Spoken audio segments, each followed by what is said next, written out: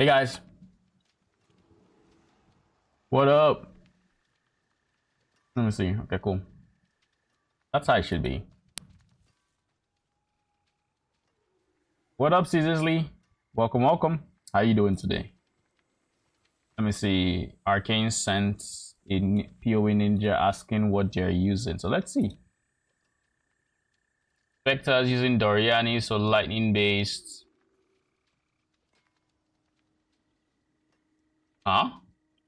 Life tap, feeding frenzy, shield charge, falling strike, sniper's mark.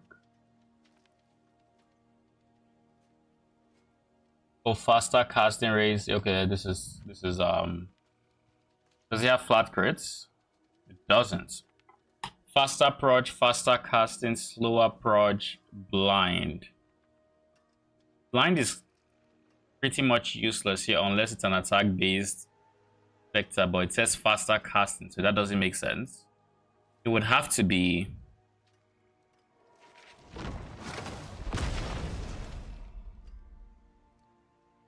maybe the blind was not intended.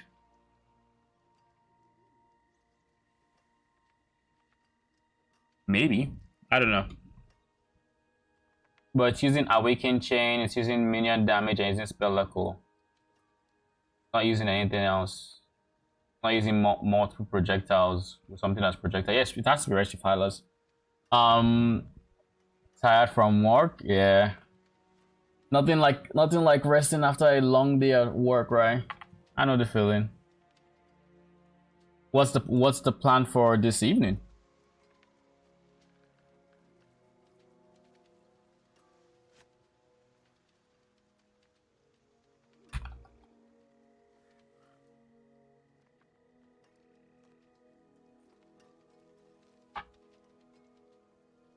Unless blind support does something I'm not expecting. What the fuck is this? Why is that black and white? Blind support.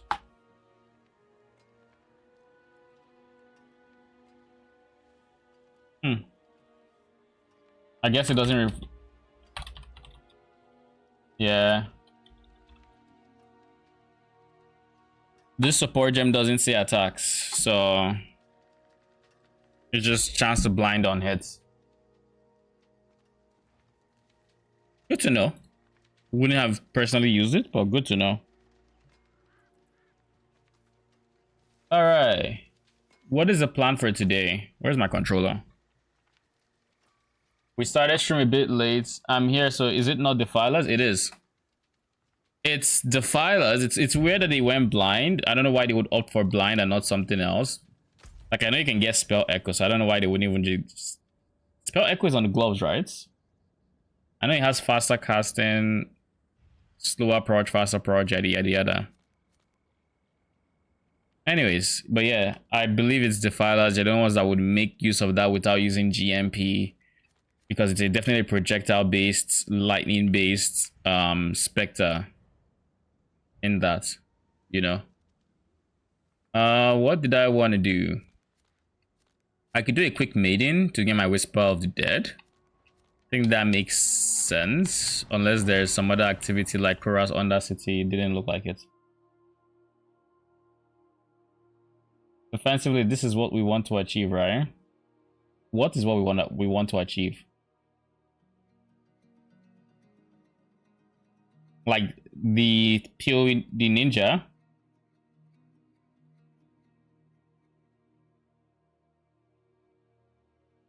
I don't think I looked too hard at the setup. I just peeked at it basically, like, because I literally just got back, so I haven't even had time on my PC. I'm not gonna look at it too long, but let's see. It has let's just open the POB, opening POB, yeah.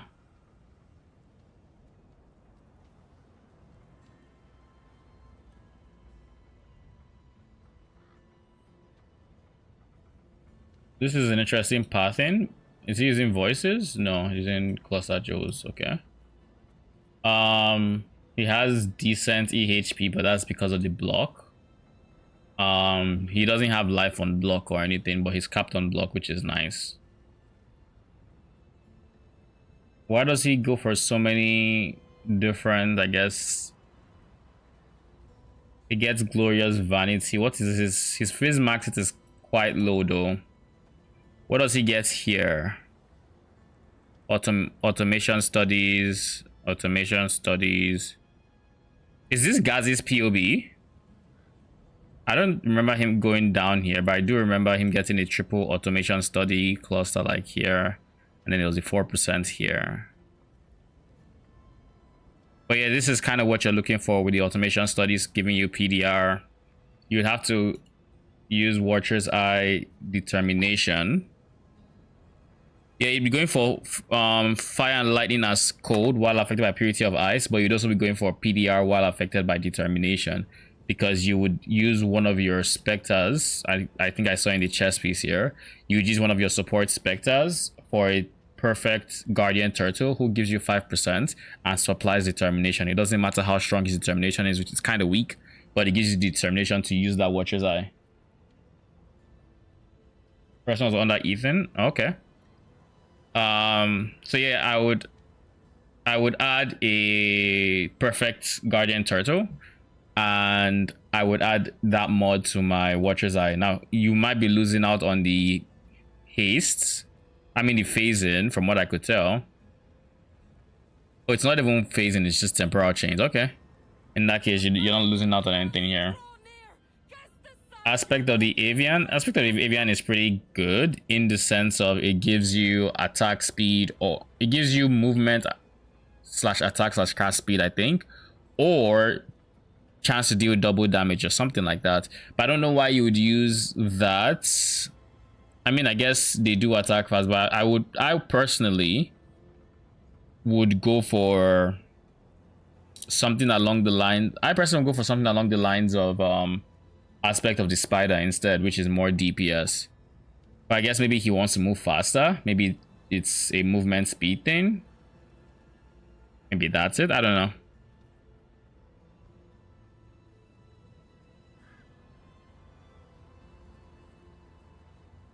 But yeah, you definitely want this fizz max hits higher. It's what it sounded like. Offensively though, how much damage does he actually have? He has a lot of flat damage, which is a good multi, but he doesn't invest in as much.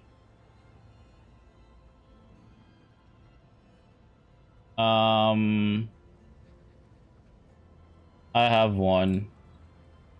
Sure, 75 mil, I'll take it. He doesn't invest in all that much attack cast speed because he doesn't double down on a cluster. I don't know why he's doing this cluster movement. I personally would probably not even go for this cluster, but instead I would use the extra points and invest into one cluster that is a 35-30 cluster pretty much. Social.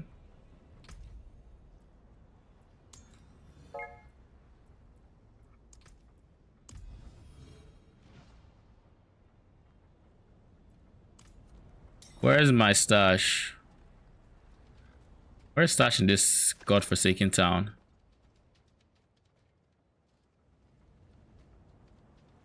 Where's the stash? Jesus Christ. On, right? Yeah. Yeah. It goes here.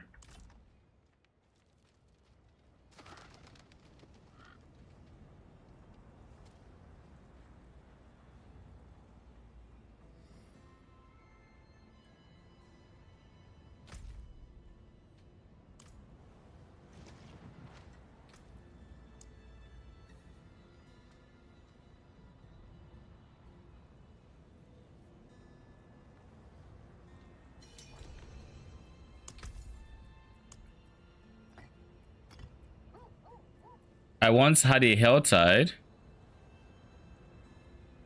where the cinders I got in that Helltide didn't go, and I was able to use it in the next Helltide. I think that was a bug. I'm not entirely sure how, but I wasn't going to complain because I did want to spend it on the chests.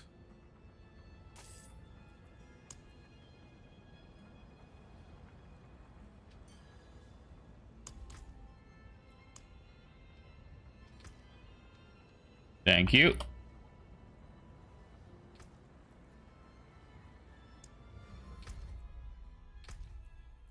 Okay, he got that. Now I can take it off of my listings.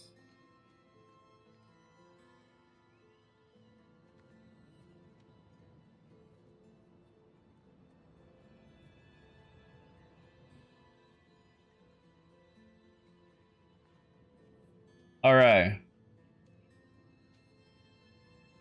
Where will we?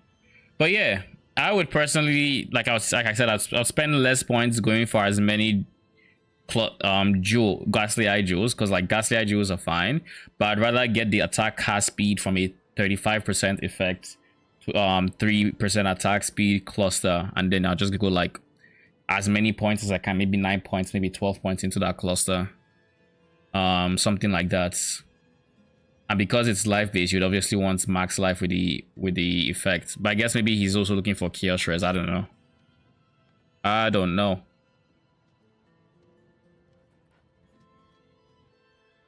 Going life based with purity of ice is not a bad idea, simply because you only have to worry about chaos res and cold res.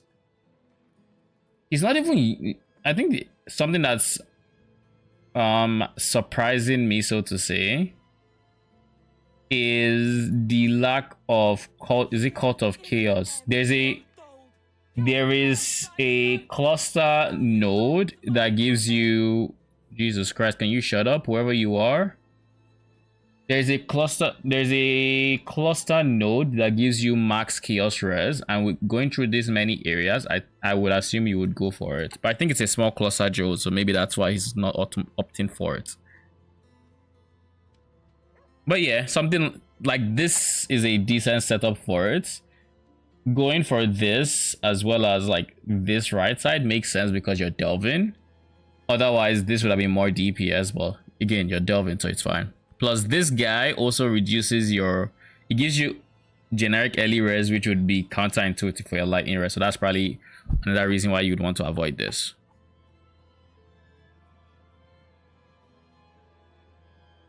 The Anointed Spiritual Command, that is interesting. Does he use shield charge? Yes, he does. I just remembered. He uses shield charge. That's why he did this. What is reserving his mana? Because I would assume Tempest Shield, Purity of Ice. He's going Arctic Armor.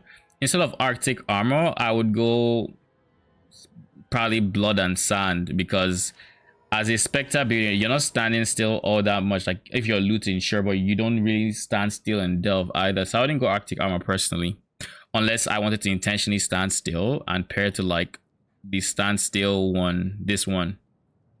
Otherwise, I would just go I'll do Blood and Sand, or Aspect of the Crab, or like I would do something else with that.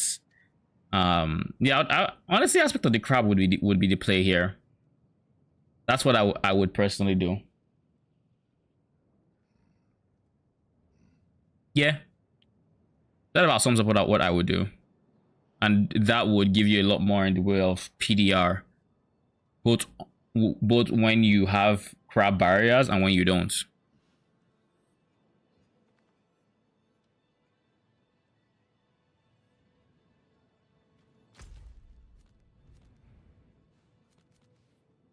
Makes sense. Okay, where is it that we are going now? What do we want to do today? I wanted to do this whisper, but as we can see, I'm not doing the whisper. Let's start off with some pits. Can't go wrong with the pits. We'll start off with pits. What else? We want to level up our glyphs a fair bit, especially our crit damage ones, and I want to just see how it's going to perform, especially seeing as I just replaced Festa with Fitness, and I am curious as to see its performance in comparison, if there's going to be a notable difference in like DPS. I assume there should be.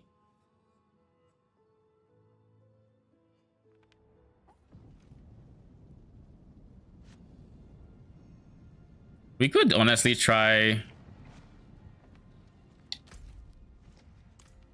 let's just do pits.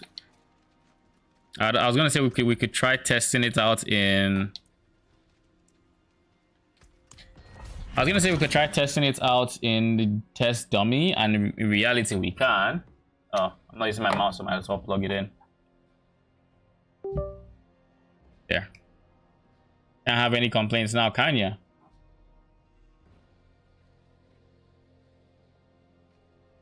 That reminds me. Before I even guess, oh god, I just had to start the pits now. I need to order food because I am hungry. I haven't eaten all day and I have been busy. So I need to make sure I get food, but the timer started. I'll get to this after, if I remember, after the pit. Oh my god.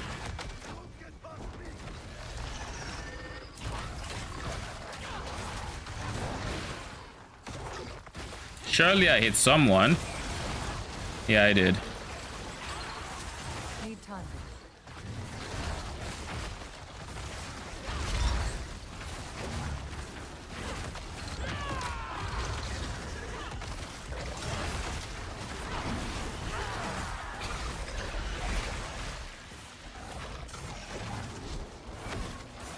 I need more time.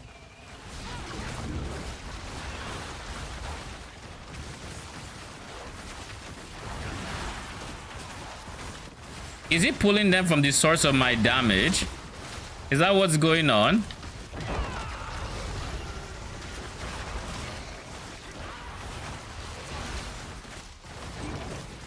Cause like, look. Okay, it did pull them from me.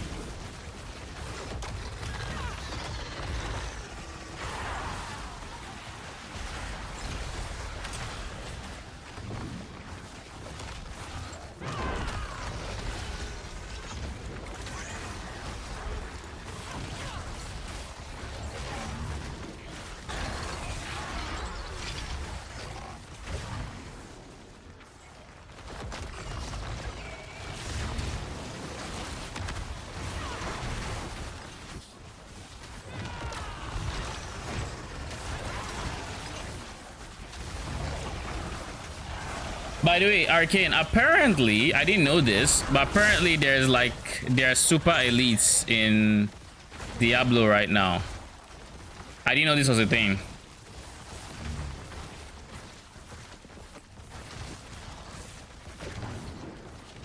Apparently they just have more like, oh god, where's the Walla?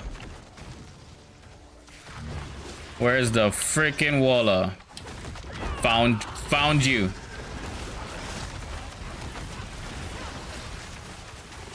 I need more time.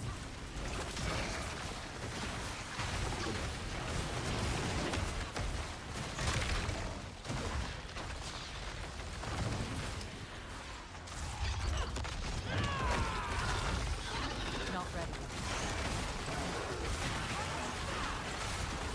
ready. Now you're fucking dead.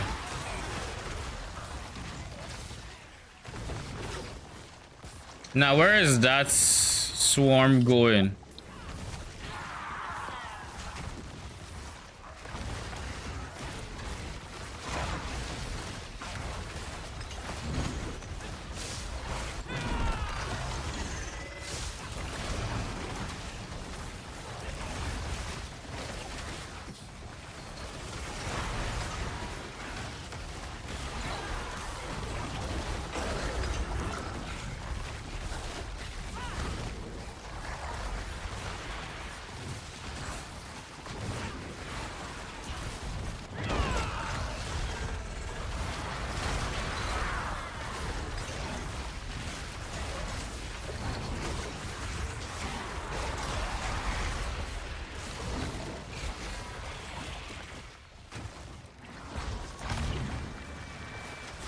Not ready.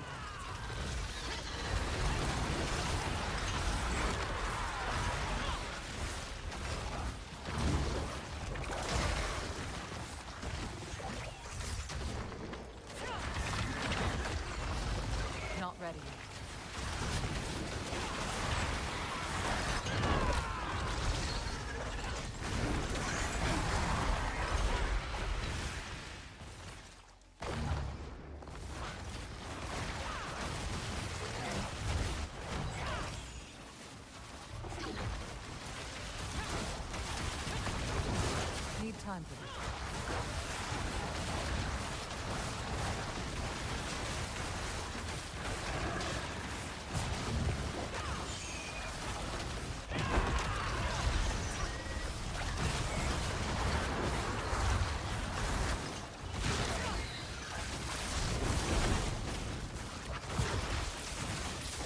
time for that. Surely you'll die soon. It's not like I'm doing a couple 100 mil. But to be fair, this is pits.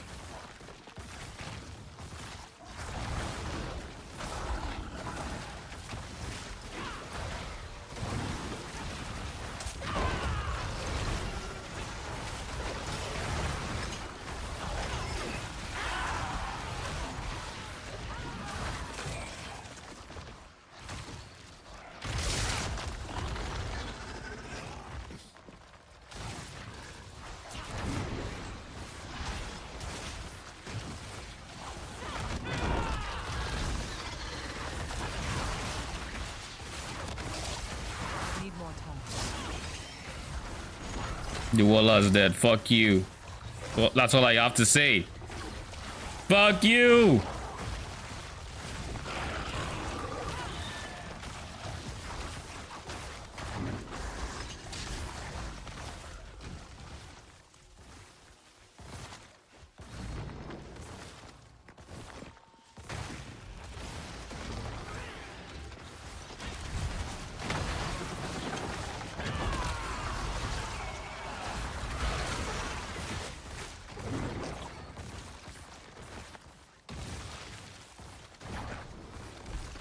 Okay. I missed what you said when you said, by the way, Arcane. I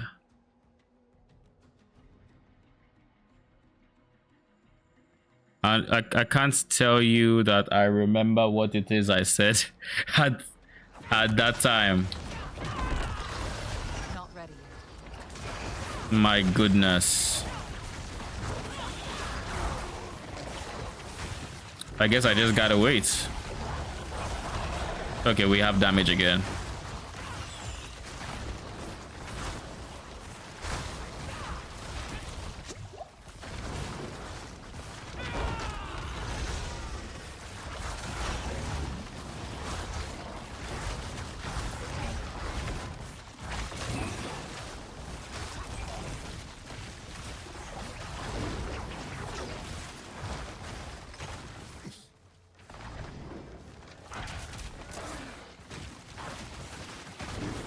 Need more time.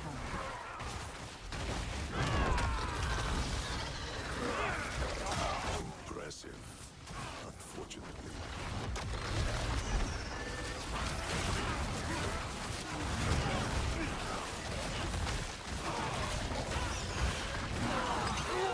Need more time.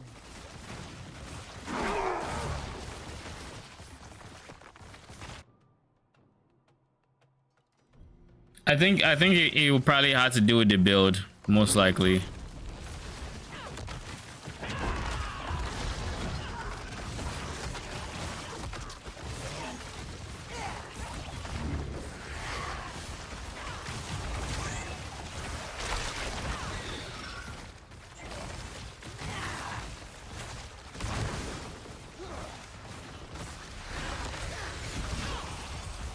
Need more time.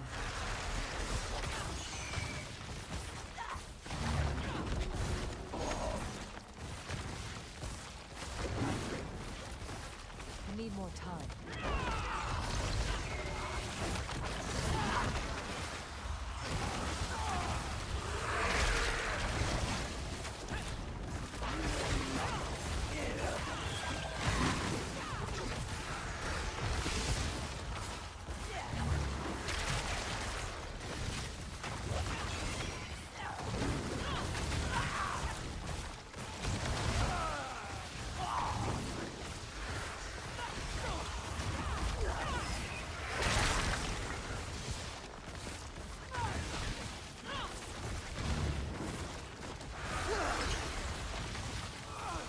Need more time.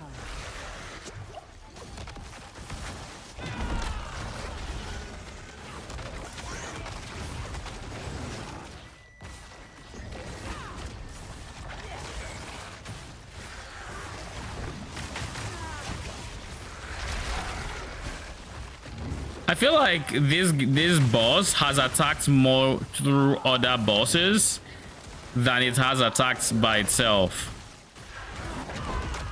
Is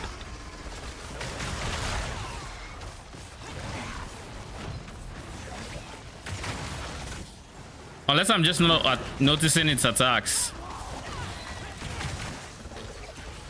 Like I can see some of its attacks, obviously.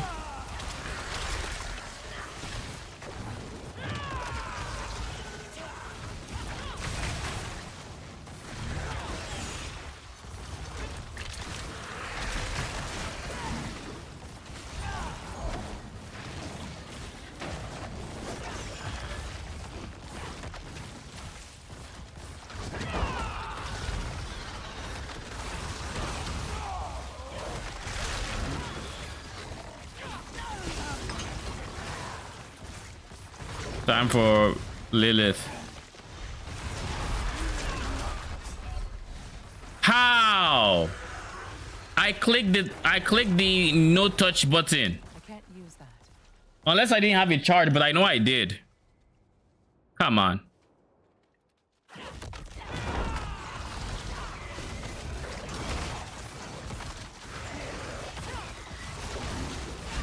What's the point in having a no touch button that allows them to touch you, huh? Kind of defeats the purpose, eh?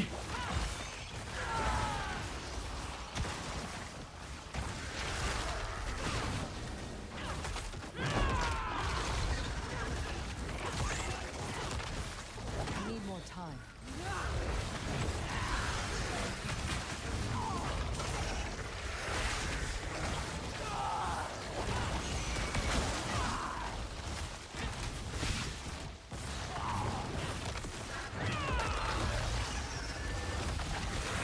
Need more time.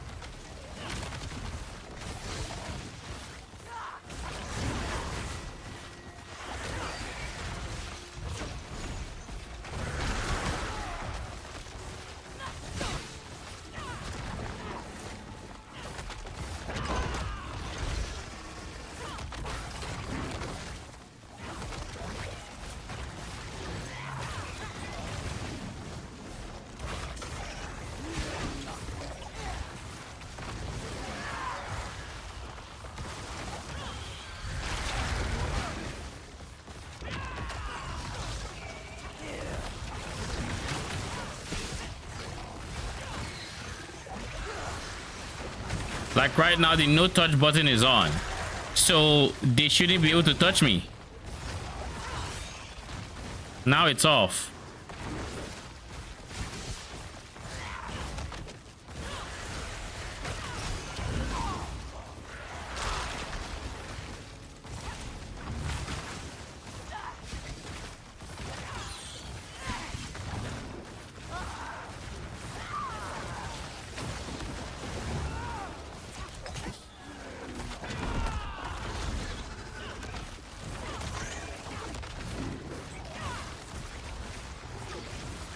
Not ready yet.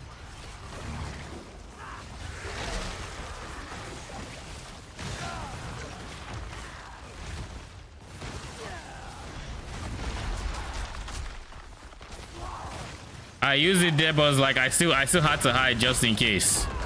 Cause like, I don't know if it's bugged now, cause I know I have dodge waves with it.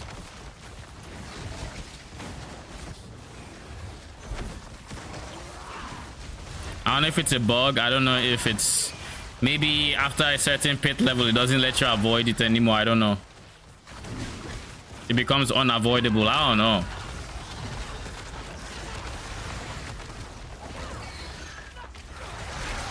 I'll just keep my no touch button for Lilith. I need more time.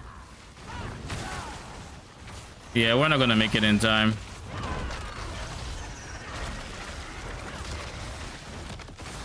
I need more time.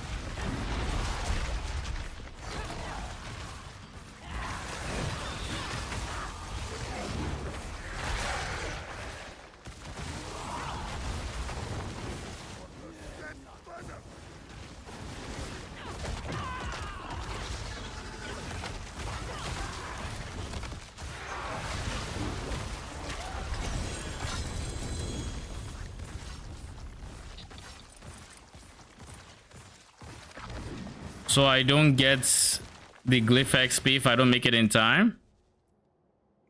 Oh, that's the fun stuff right there. Dodge chance, life per second. I don't care about life per second. Dodge chances, whatever. Who cares? Yeah, I think I'll destroy this one.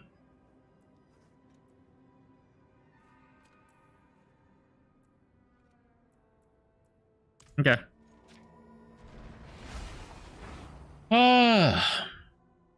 Why did it feel like I was doing less damage with the crit multi? Maybe I was. I'm going to try the exact same pits, I guess. With... I'm going to try the exact same pits level. Oh yeah, food. I just remembered. Let me get some food. Let me order some food. Give me a second.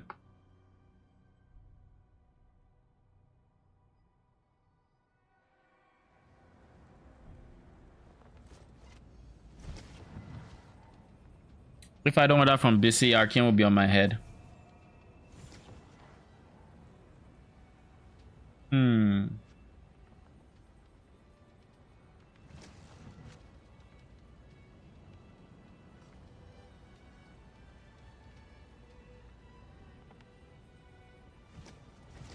All right.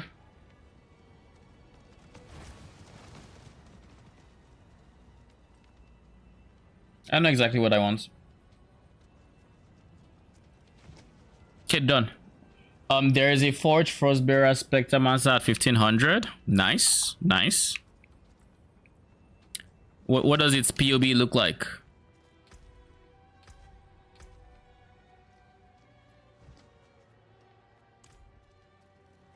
For sake of being even, I am going to do the pit without allocating this next point, but I do really need to remember to do this.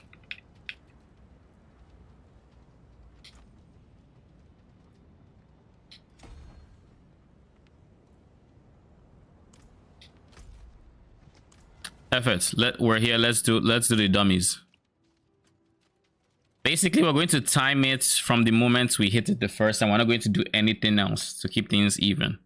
We're just going to hit the boss dummy once. I'm going to time how long it takes to empty its life. We're not going to move for the barrier, nothing. I could move.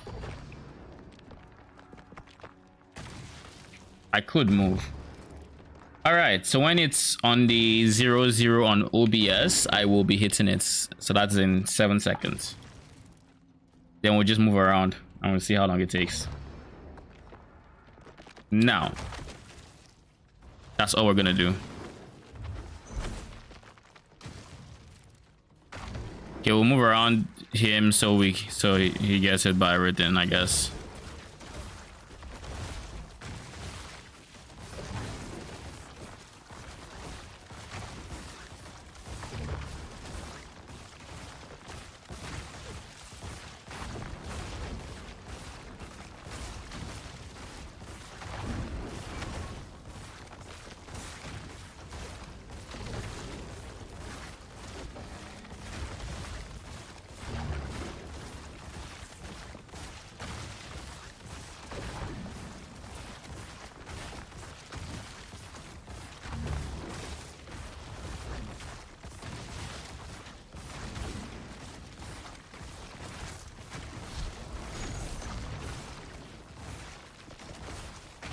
A minute has gone by.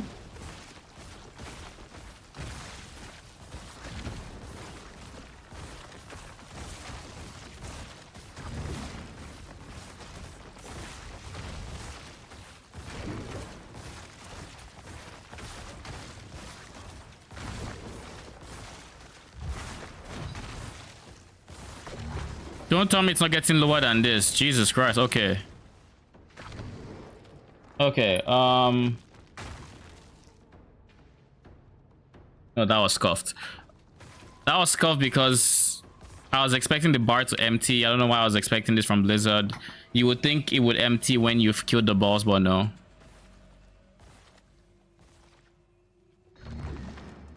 And I'm not gonna be, and midway through I realized I'm not gonna be running for that shit. It's not happening. So what we're going to do is we're going to pair Neo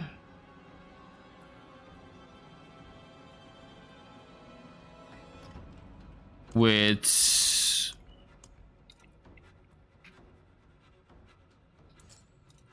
the bulwark just so we can stand still.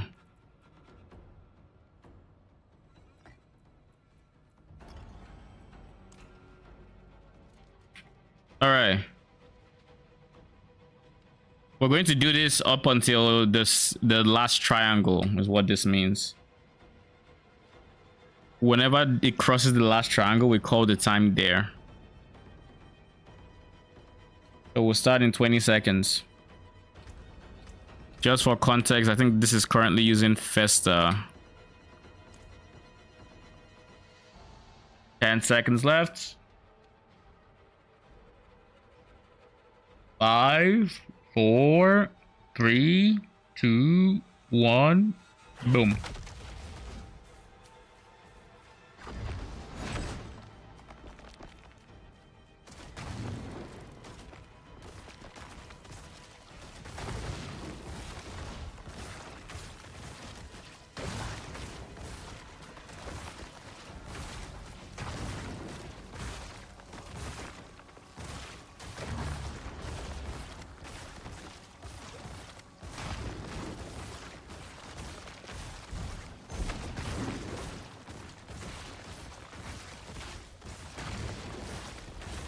It's been less than it's been 40 seconds so far and we're almost done. Time 46 seconds. 46 seconds is how long it took. Impressive, impressive. Next we switch from Festa to Fitness.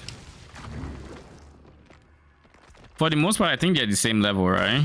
They're right beside each other, so yeah, they should be 46, 46, yeah. So yeah, even Stevens.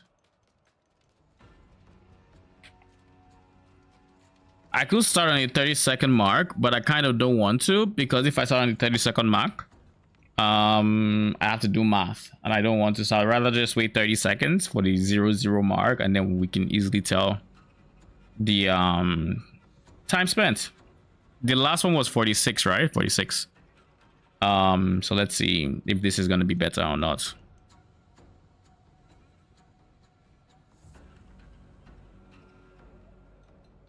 One, 2, 3, 4, 5 seconds left. 4, 3, 2, 1.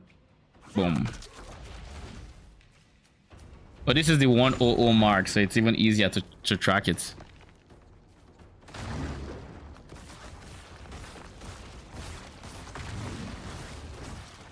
The last one was 46.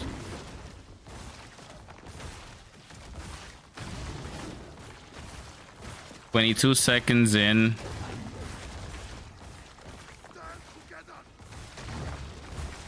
"30 seconds in.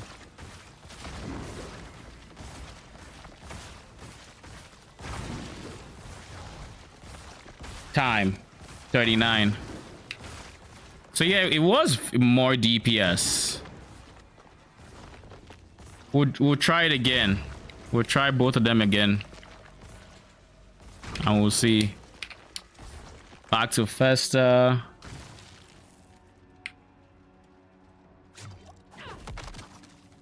Okay, cool. We're actually able to start on the 00 time because of how quick Fitness did it.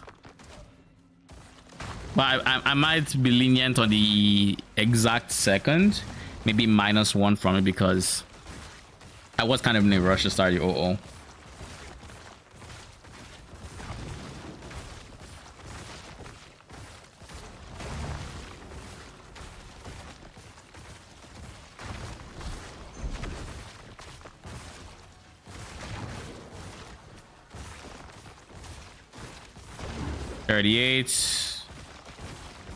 Time 41. So like 41 seconds, give or take.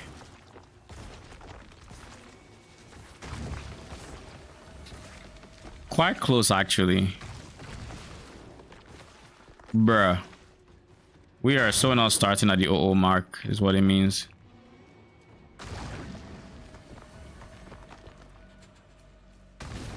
Bruh.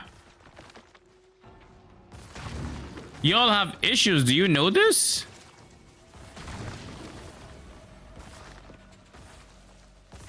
Where are the other freaking two?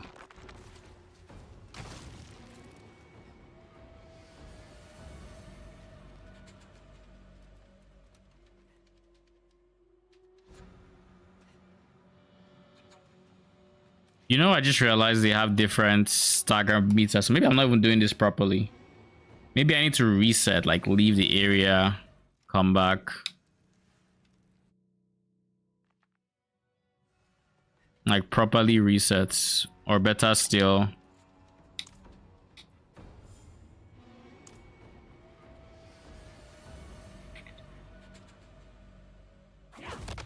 Uh-oh.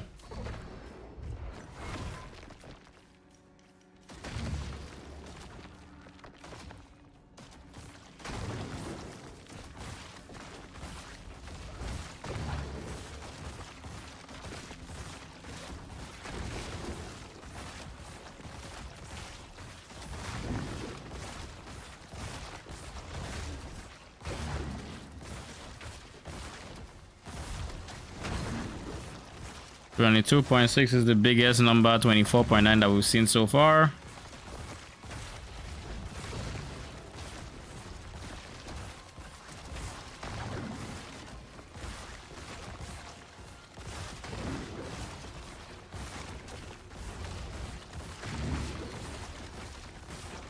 This is taking a while.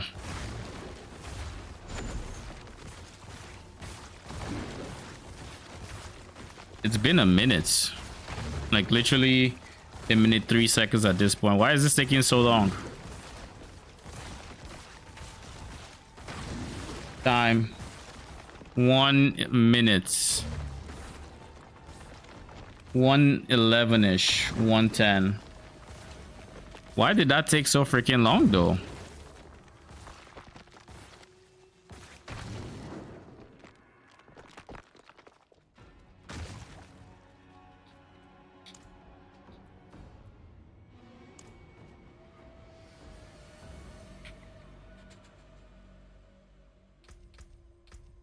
Now try it again. This is fitness, right? It's just fitness. Okay, so 10 seconds until we hit it. 5, 4, 3, 2, 1, boom.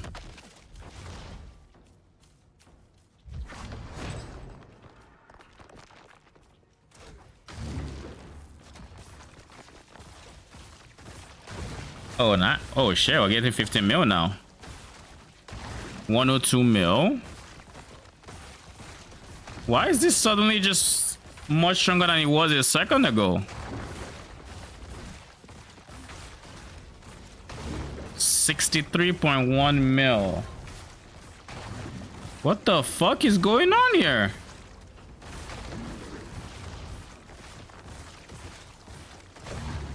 Time 41.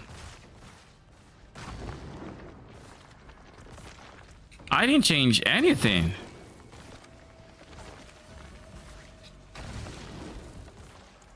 It went from taking a minute. Is there a roll range for this? No, it's just flat damage. Right? It's not like something like this that would have... They all have flat damage. Oh yeah, it is using my weapons damage per hit, so I guess that is why. So that's different between a high roll and a mid and a low roll, maybe? I don't know. 30 seconds until the next Let's switch this.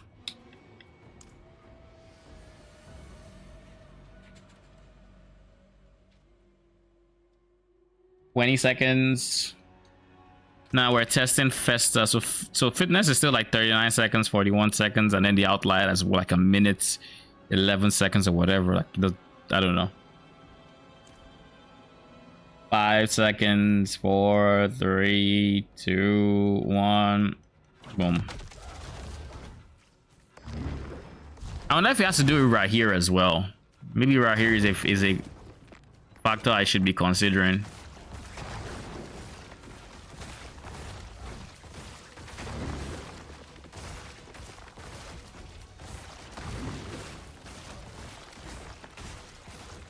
$52 mil, so it's a decent. It's not like it's a low roll hit or something. 30 seconds in, counting.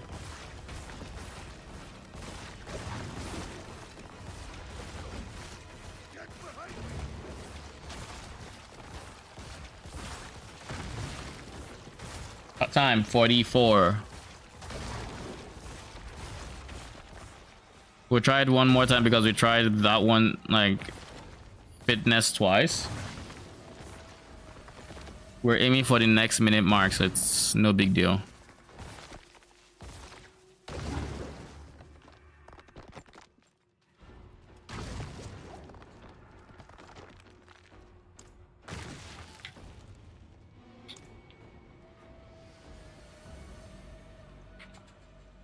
Ah, jeez.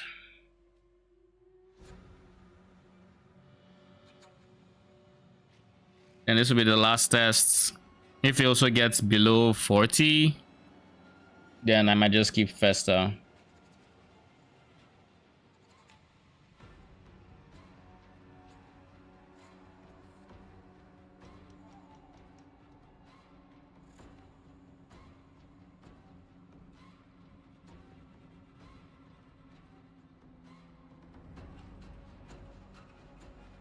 Seven, 6, 5, 4, 3, 2, 1, boom.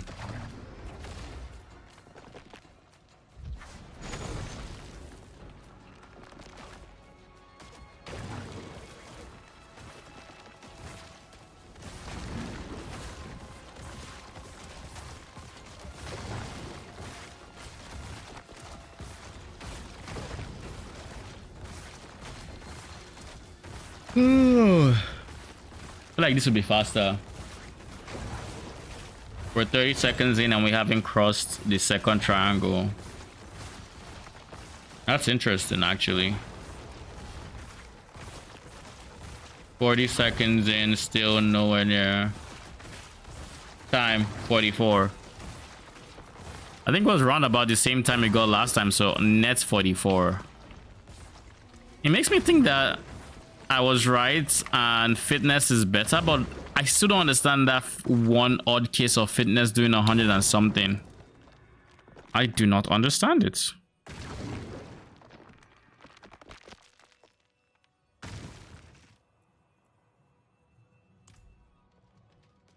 I just don't get it.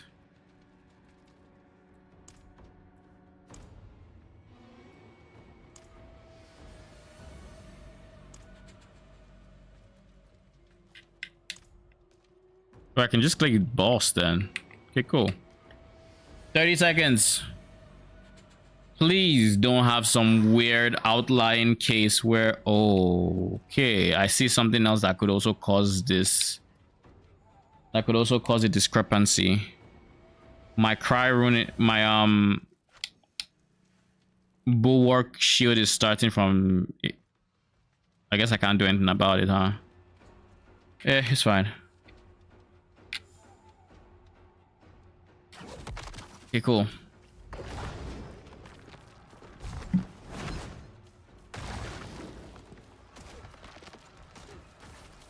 Can someone kill Lilith for me on T1? I can't get these mechanics. Just don't die, bro.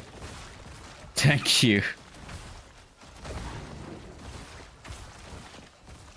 Need any other tips? Just don't fucking die is wild.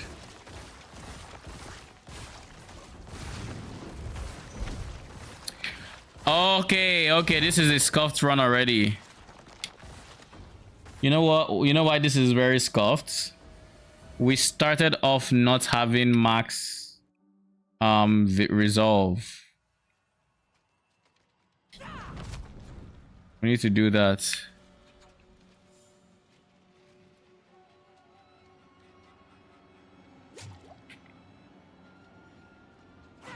Okay, cool. Now this is not scuffed.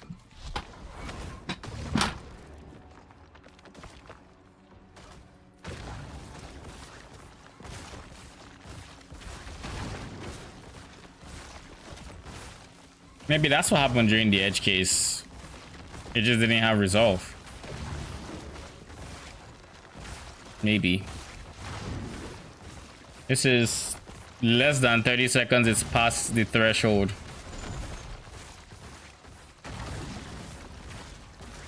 Time 35, 36.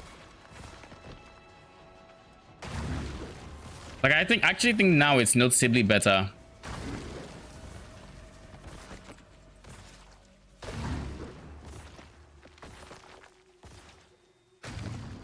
Okay, nice. We got it to prop one more time.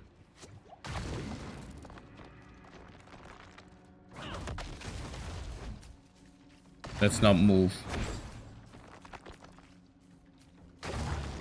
It's a heartbreaker.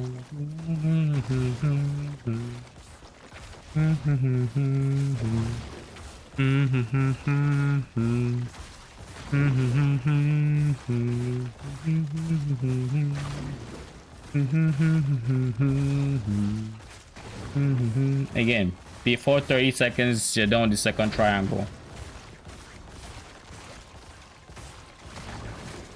35. Kind of scuffed since I forgot to reset the boss. Kind of scuffed.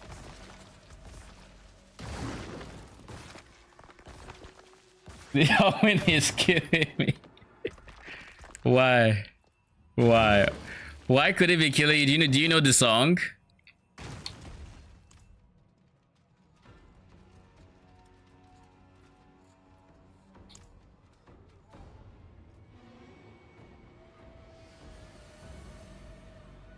Okay, we wait for yet another minute to try Festa. Surely Festa can't be that much worse. Because like we're getting 35, 36 seconds, and we got that before when the dummy was fresh, so it's not like a case of, oh, it just...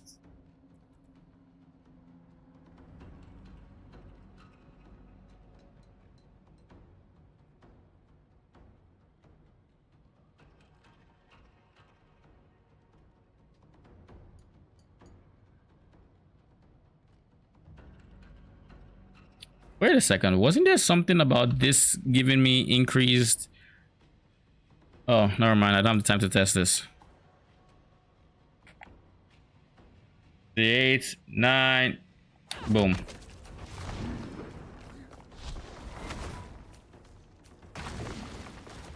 Are these you're talking about?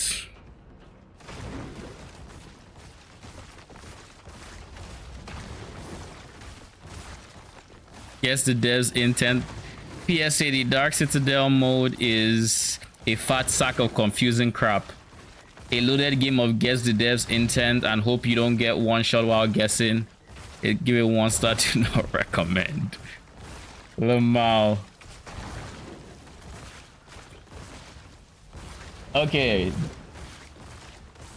Yo, why are you taking so long time? 42. I mean, that wasn't, it's not like it's so long, but it felt long. Like, obviously 42 is 42, 43 is clearly longer than 30 something. I'll give this one more try as well.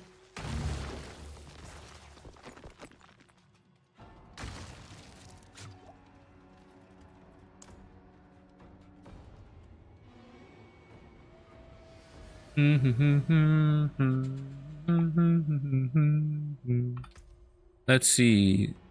Everything is staying the same. Everything. We're not spending this point at all. We have 30 seconds left before we start. By the way, yesterday I finally found out how to zoom on controller. It's quite interesting. I just thought you couldn't zoom, but apparently you can.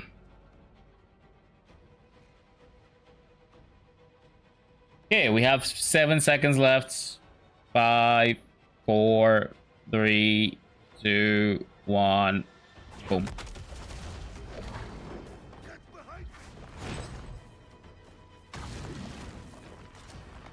I'm also thinking about, I might also swap out Rahir. I like Rahir's defense, and he does give me armor, so like, He does a good job defensively. But I see Sabo does a really good job offensively, and I am curious what my damage number can look like with him. So once I'm done with this testing, we're 30 seconds in, you're not done with the second triangle. Like, it's, you know. So yeah, I think we can objectively say fitness is better than Festa. Time 47. All right.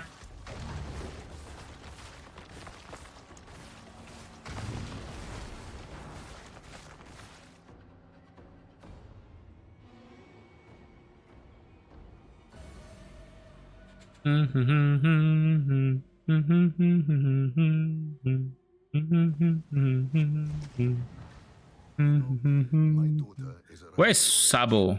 This is the one person I don't think I've ever used as a primary mercenary. But I found out that he has a really good node yesterday. cards, not appearances. And now I'm going to use that. This is a concussive trap that arms after this when an enemy moves within dust, and stuns. Then there's the heavy shots. Which one is heavy shots? Fires a toughened arrow at an enemy dealing this and has a chance to stun. Pierces through enemies, or direct damage to an enemy grants you move speed for this.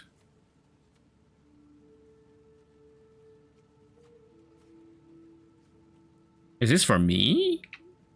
I'd go with this guy. Then there is cover fire, which is the one in question, and then crit damage. Then I switch this to going back to fitness. I'm back to the training grounds, and let's see.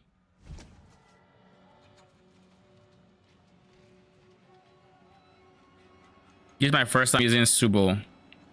But it's going to be nice trying to clear the pits and having the map and everything. I do have less armor, so that's something to note.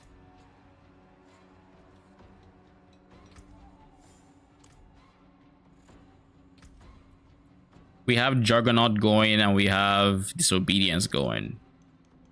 15 seconds before we hit and we see the difference in damage. Let's get back to full result before I forget.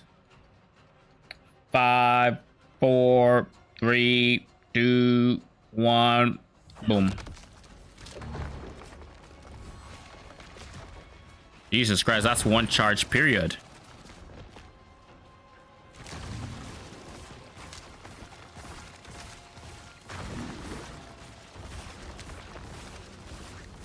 That was quite the charge period.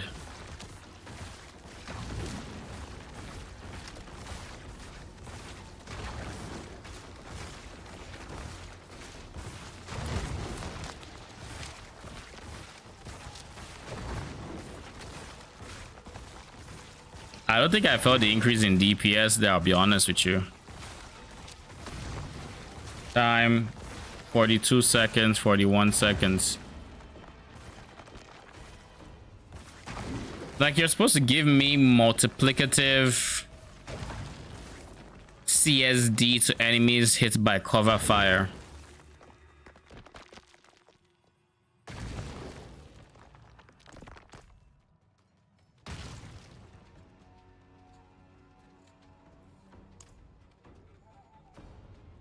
Maybe it's just not worth it considering right here gives armor, and armor is valuable as well. But like, geez. Can't be worse, right? They're giving multiplicative CSD, like 25% X CSD.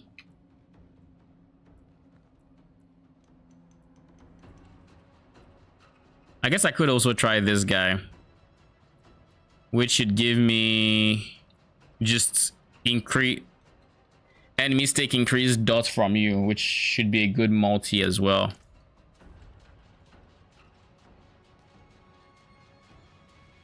Five, 4, 3, 2, 1, boom.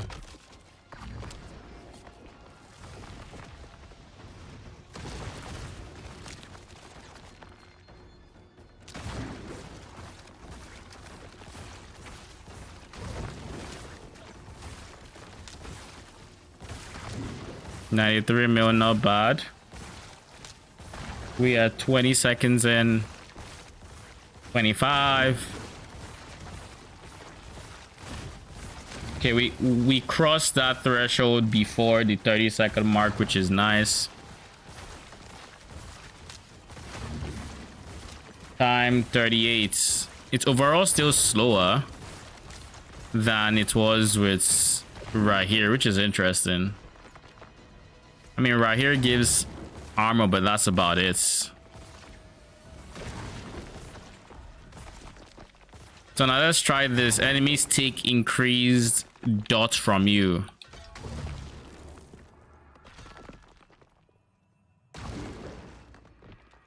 Snipe. If super snipe hits the target you originally aimed at, a Molotov explodes on them. So that is, this has a 20-second cooldown, this has a 11-second cooldown. So its uptime should be pretty decent.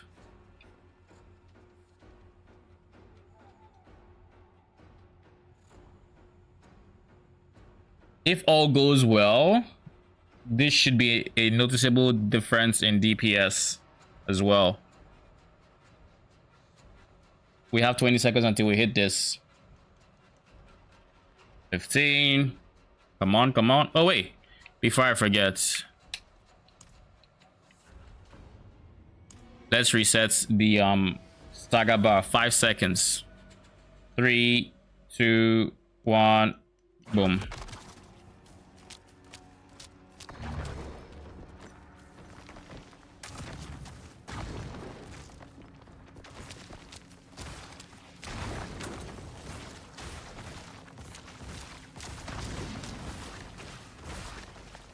I did it. This lets me hit like bigger numbers and just more consistent numbers as well.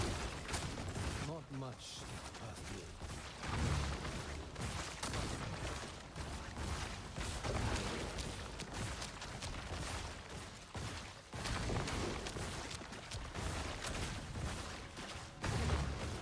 Time 41.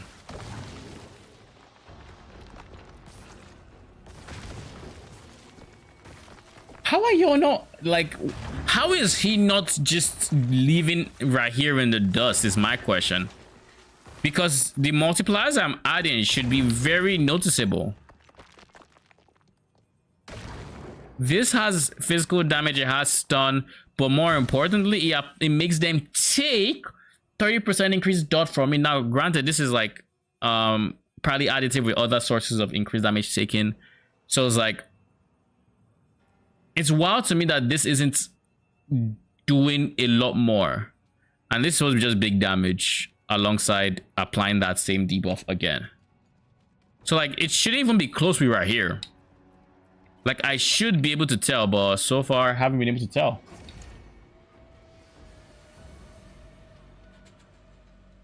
Is that the mark? Maybe it's because of the mark.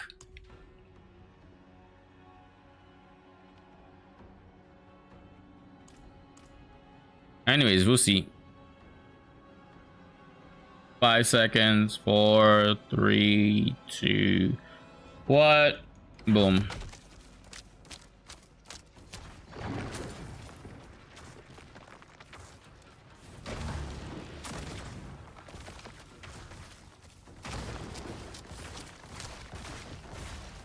Or maybe it's just because of the time lapse I'm giving it. Maybe over the course of a longer fight, it would be more impactful.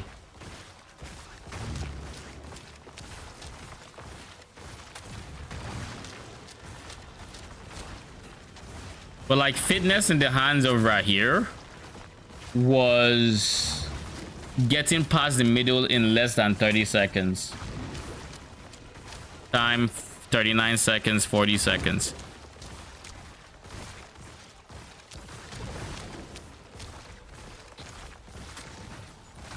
I want to believe this is impactful, but I'm also not seeing like damage numbers higher than like 90 mil either. And I think I did see a few 90 mil plus. I don't think it was up to 100 when right here was here.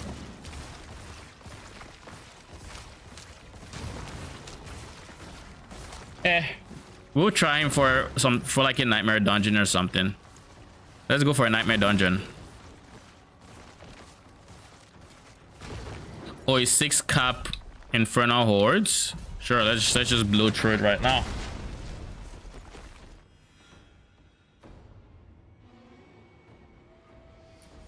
There is also the fact that the dummies, I think, have this thing where they aren't exactly replicas of like how monsters would be in a scenario outside of, I guess, there, because Insatiable, which bricks my build, doesn't brick it when it comes to these dummies, which is interesting to note.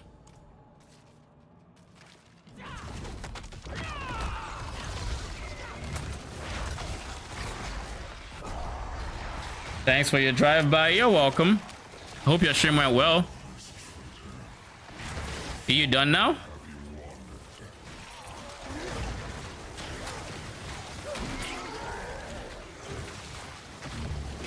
Oh, I forgot something very important. I forgot my second, what's it called?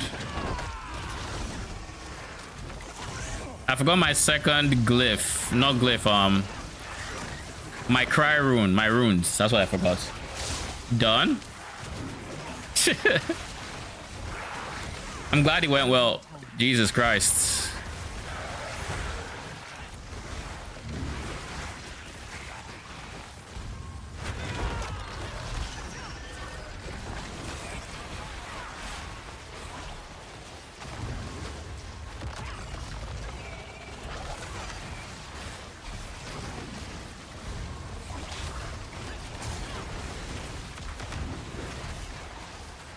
I am doing like really good damage, so there is that, but I think I would do really good damage regardless of Not ready yet. Subu or not.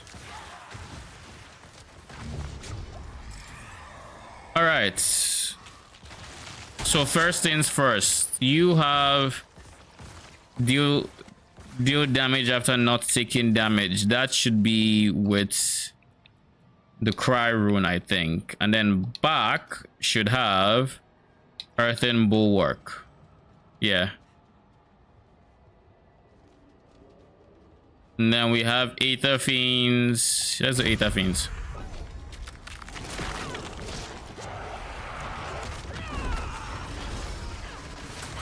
Did you stream anything past Overwatch?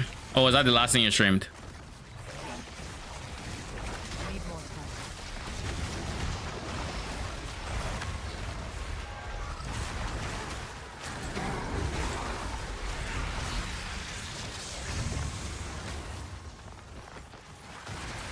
Once upon a time, I used to actually play Valorant. I wouldn't say that much, but it was a game I could see myself playing for fun. Now, I don't know. I don't think I liked the competitiveness I guess it promoted for me. Like, I would end up in this situation where I'll be practicing my aim and all of that just so I do better, and it's like, I don't think I have that energy anymore.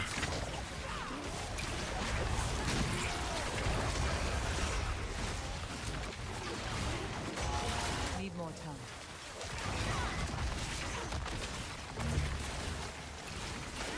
Infernal Horde is really not, bruh.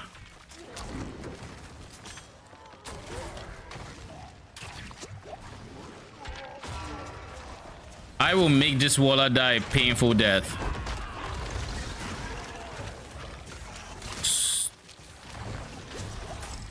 Like, it pisses me off whenever I see a Waller.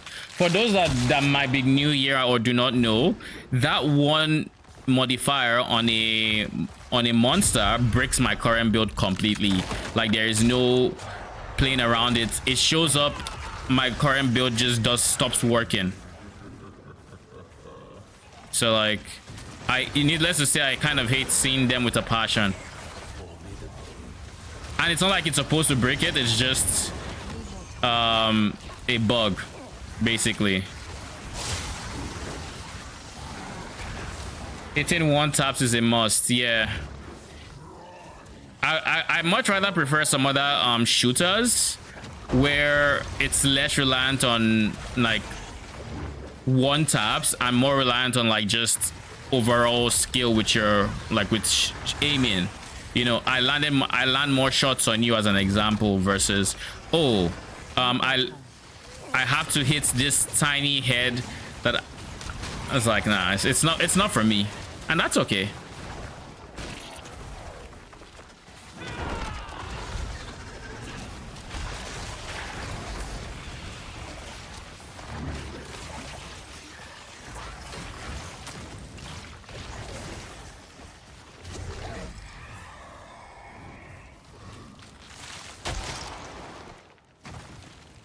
We have Aether Fiends again, please.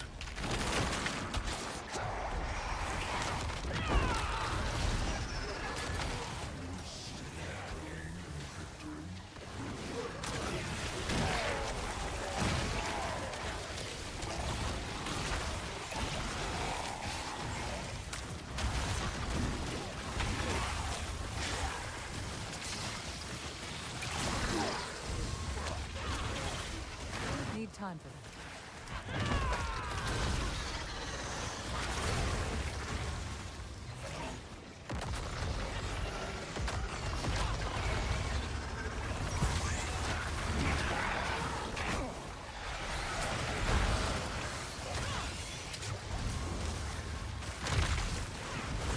And that is the monster that freaking breaks my build.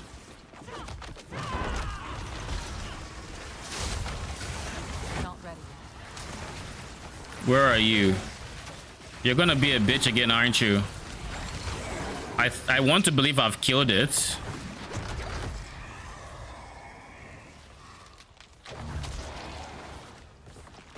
Soul Spires, Aether Lords now spawn, Aetheric Mass, let's go Aether Lords.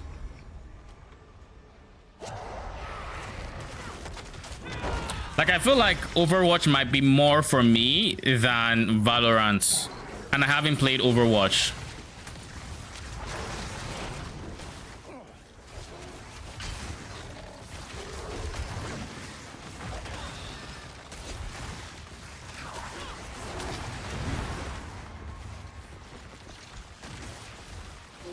Need more time.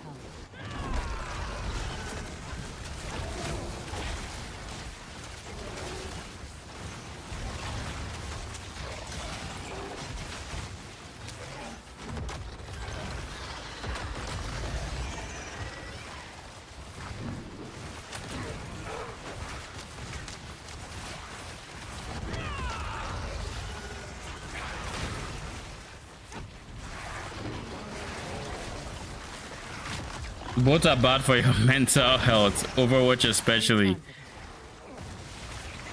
I mean, how much worse than, say, League of Legends is it?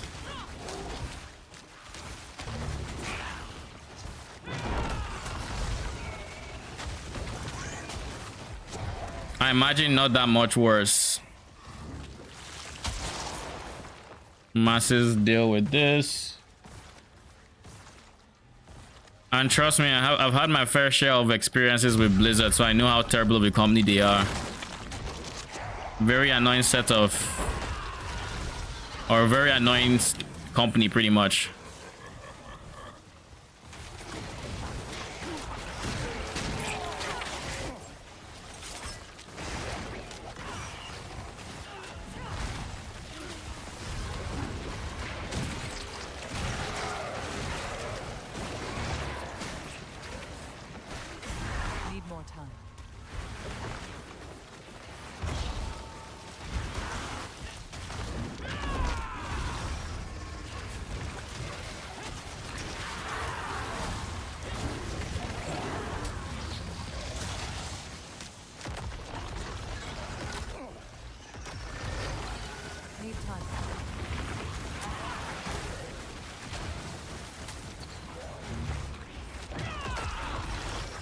Yoink. Need more time.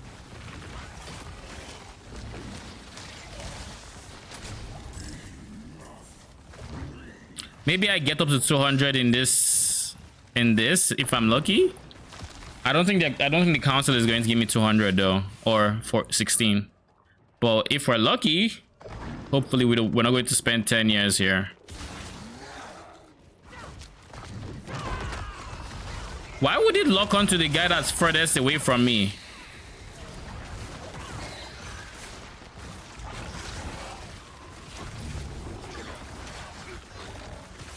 Can someone explain why it would do that to me? Because, like, I'm stumped.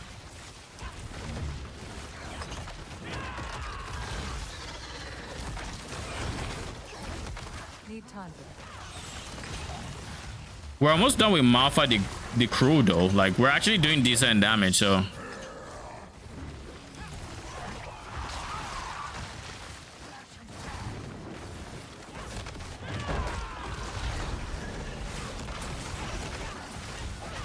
Not ready. Okay, one is dead. My swarms are focusing the wrong person, but, you know, that's normal, I guess.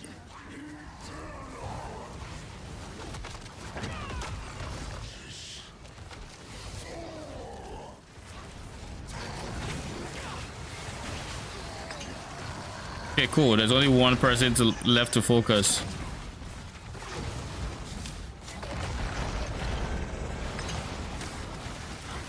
I have no idea where my cursor is locked onto my guy. Okay, good. We now know where it is. Need time for that.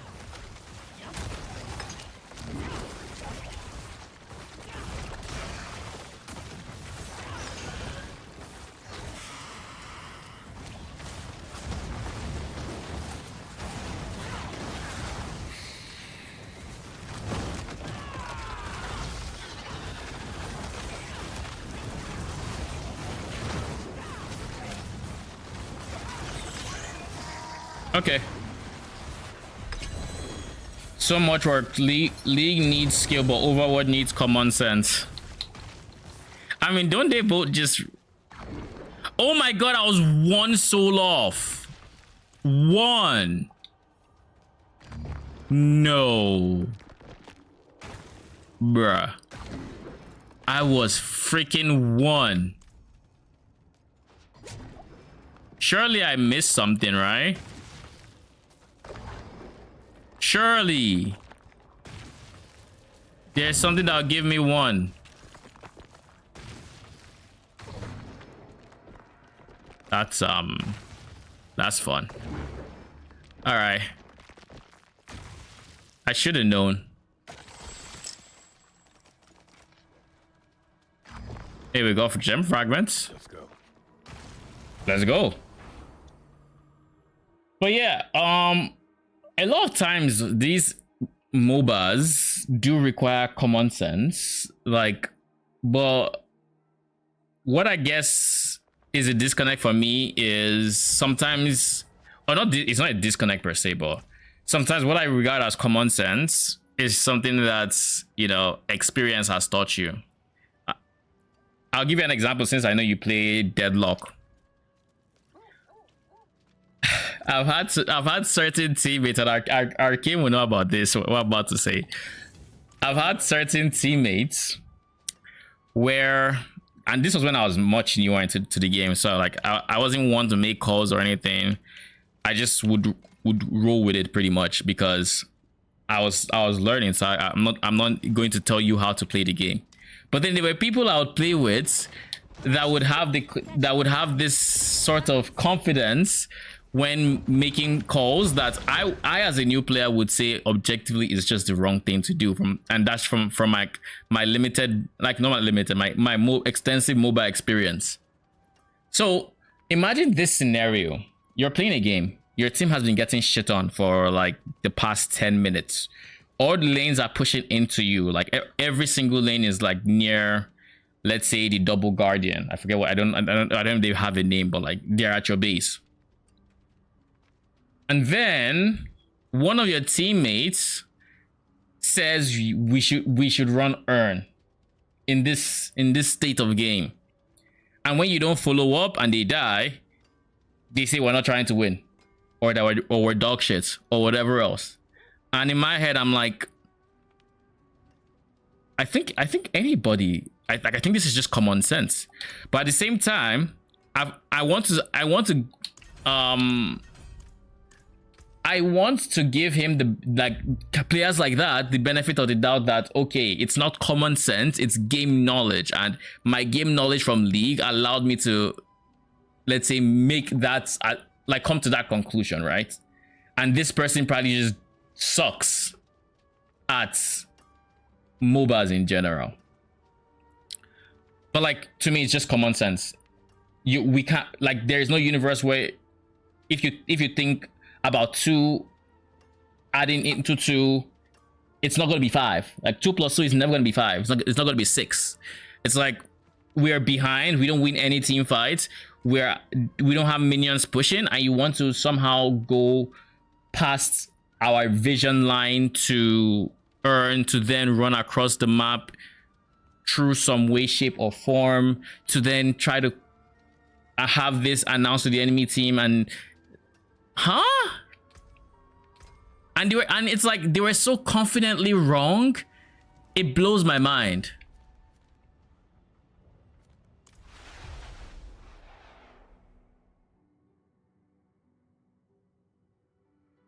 Yeah, saying that we're different their enemy team, and all of a sudden enemy claimed earn and we're in their base. It's like, what exactly is this, I guess, stack of souls you want to get from earn going to do to alleviate your current dilemma, which is you are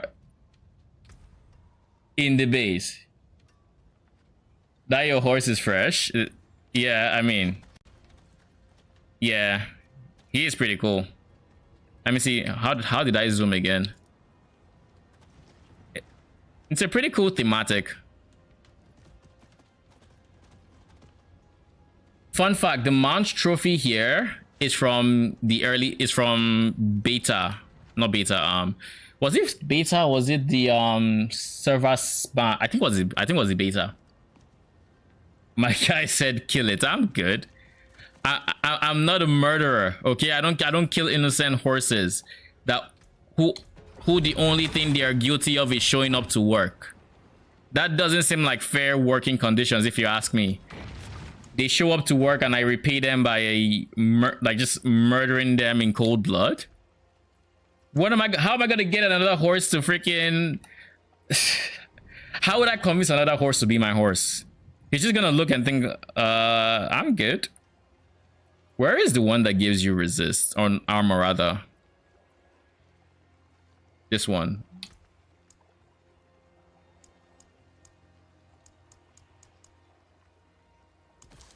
On the morrow, traveler. Lol. Lemao. 1. I want to use this. 2, 3. Okay, we're ammo capped even with Subo, so let's go. But yeah,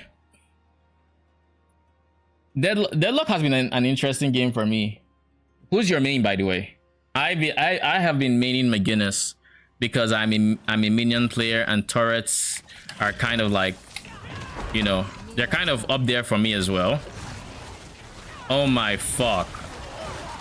It used the wrong ability, eh? Okay. We'll make do with what we have. Need more time.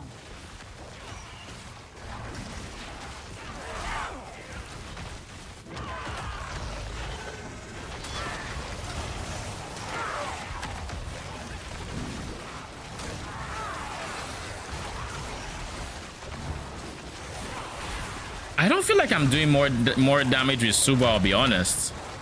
Like I should be, but I feel like I'm just squishier for no reason.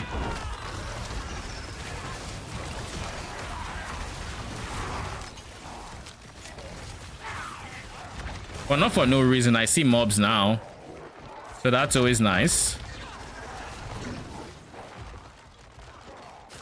Where are my swarms? Where are my fucking swarms?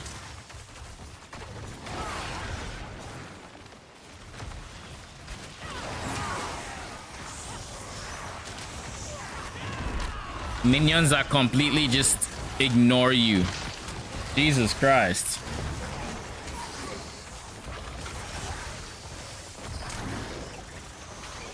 I don't know who I mean anymore. My top two are Wraith and Kelvin. Oh.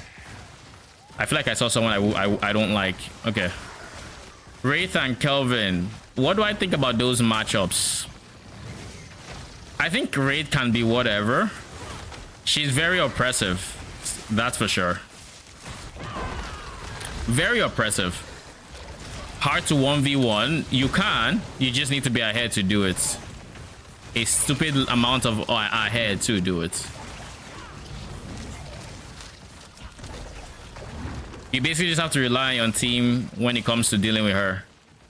And Kelvin catches you out, you're just dead. There isn't much counter play there, you're just dead. Need time for that. But I can also kill a Kelvin is the ironic thing. I think I can kill a Kelvin and what do you call it? I can kill a Kelvin. So never mind. It's just if it catches you out with someone else, you know, then that could be a tad problematic for you. Just a tad.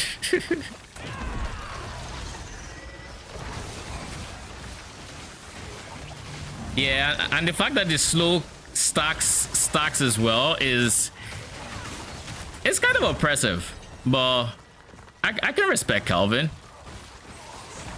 You know, what is your worst matchup in Deadlock right now? Like, is there a champion you absolutely despise even seeing in the same game as you? Because like right now, that champion for me has proven to be Bebop. Once there's an enemy Bebop, it's like life is just complicated now. Talon. Do you play mid lane in League?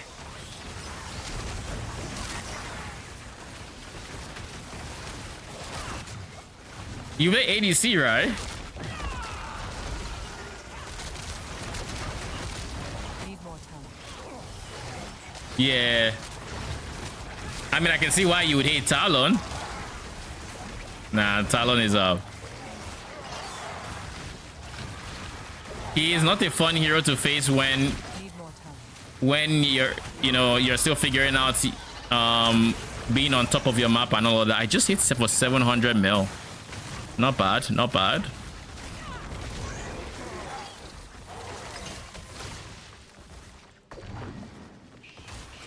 Need time for that.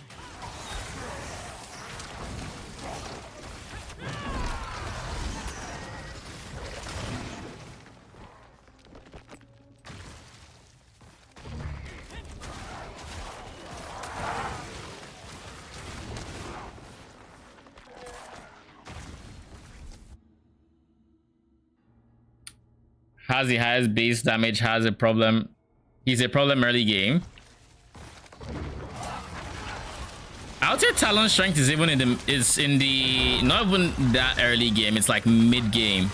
When he has some item, like when he has like a tier 2 item and now has the ability to roam bot lane and survive because he has his ulti. I think that is when Talon really becomes problematic.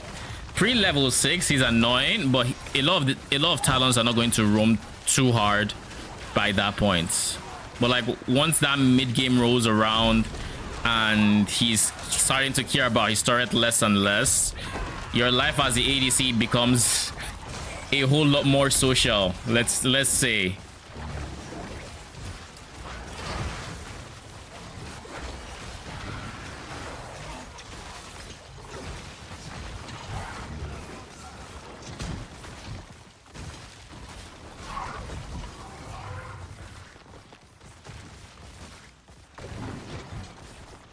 There's a big cluster of enemies over here.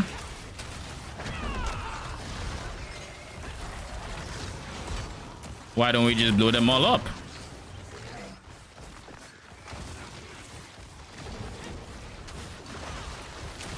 Need more time.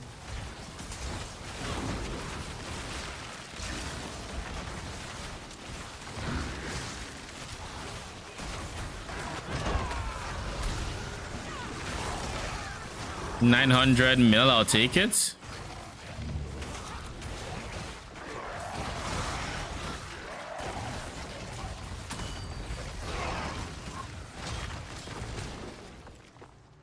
But yeah, for me, the past, how long has it been? The past, like, I want to say season, like season 2 seasons of like 2024 seasons, when I was playing, at least all I did was I played my main, and I've been having a lot of fun on him. Have you ever tried Udyr?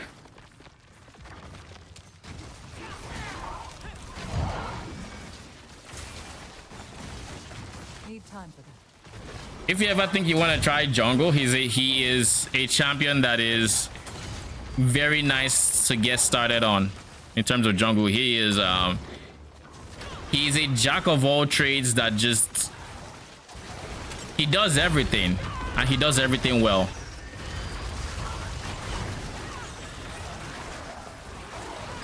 And he gives you the additional option of going AD or AP to just, in case you need more flex or more reason to go him.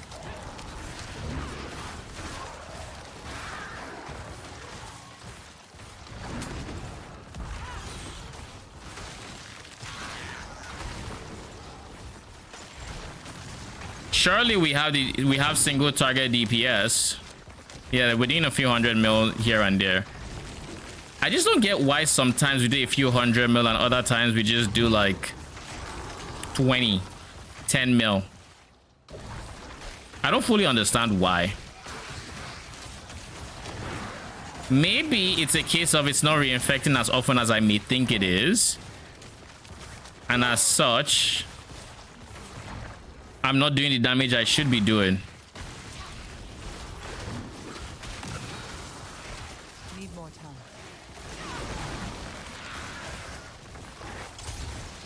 Maybe that's what happens.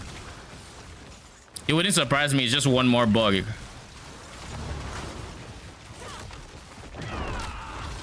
Need more time. And that would also kind of explain why sometimes I feel like I'm not healing as much as I should, because if they're always reinfecting, then I should realistically always have healing going on.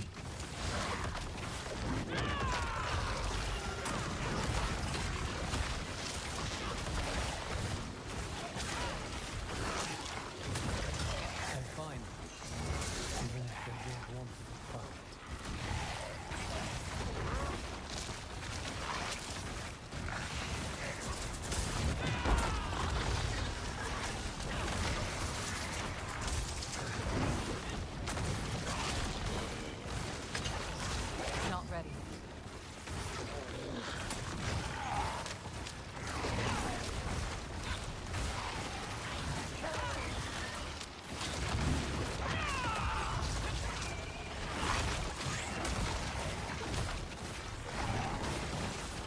Need more time.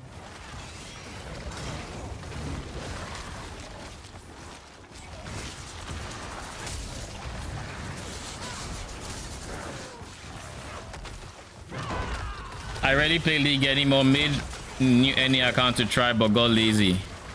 Lol. Why did you create a new any account? Is your other account was in NA, right? Or was it in EU?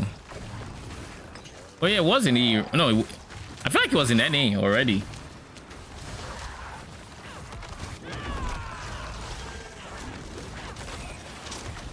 So we haven't played together on NA? Question mark?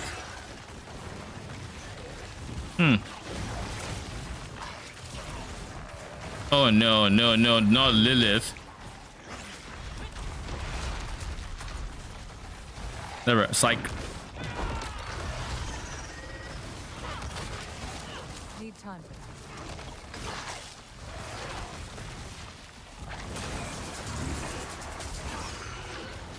475 mil.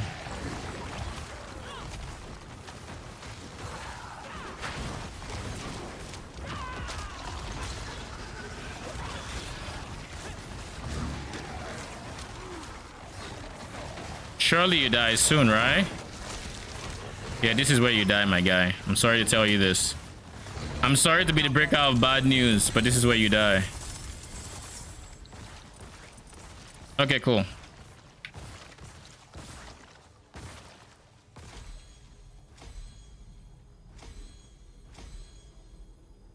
We're down to where this is only upgrading one level at a time. Just 63. Good to know.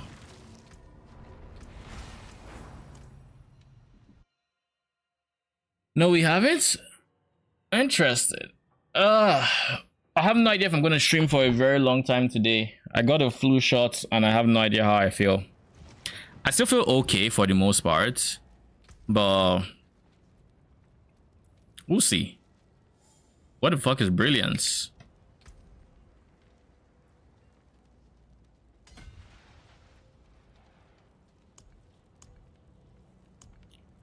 What is brilliance? I imagine it's something I don't use. There we go. Your eagle skill damage is increased by this of your move speed.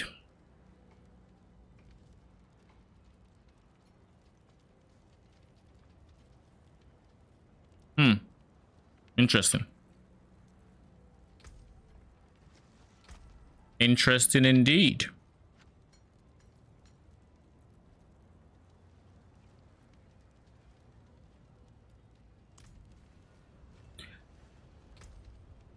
Oh, we have Frostburn. Oh, 3 to... Nah, I think I already have 3 to Scourge somewhere. I will keep 3 to Brilliance, though. No use destroying it.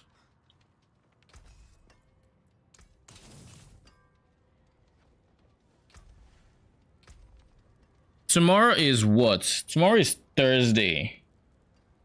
Tomorrow is the day TLI comes out, right? I think we're gonna have a 2-part stream tomorrow because I think I'm roundabout done with D4, unless I want to try a new build, which I really don't. I think I've achieved what I want to achieve, and I've hit for my first billion. I could keep scaling and trying to get better gear and all of that stuff, but that seems like a lot of effort that I just don't give a shit about it anymore. So I think what tomorrow's stream is going to be like is tomorrow we are going to... Can I figure out single target on this build? That is also a question I kind of have. Anyways, I'm digressing. Tomorrow we are going to be... What are we going to be doing? I think what we do tomorrow is... Remember, I wanted to do a stream where I would talk about PoE 2 support gems for minions, where I would go over what has been released and just see what is out there exactly. So that might be what we end up doing tomorrow. I think that makes sense. I kind of like the idea. We do that up until 9, which is when Torchlight starts, and then from 9 we're going to be streaming Torchlight into the early AMs, probably like 1 a.m, maybe a bit longer. It all depends on how I feel tomorrow. Then what else?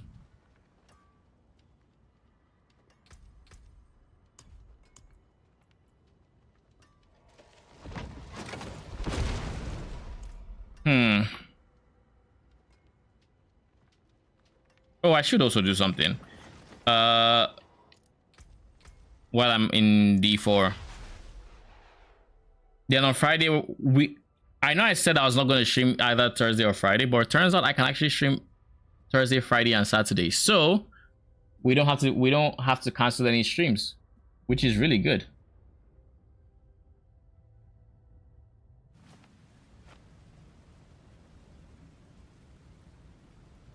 Why is my browser frozen? Why is my browser frozen? Jesus Christ. Can you move?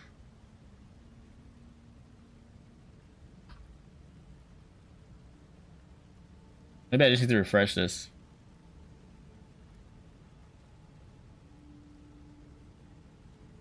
I guess I did.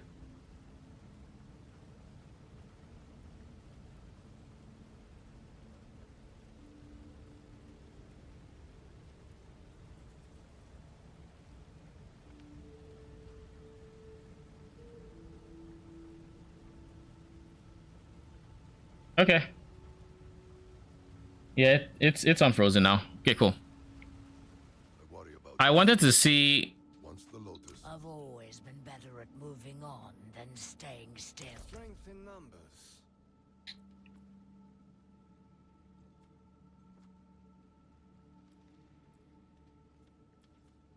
Does he have anything that interests me? Not really. Stun. Damage reduction would be nice.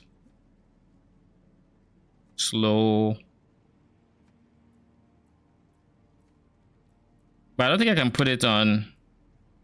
This is just useless at this point.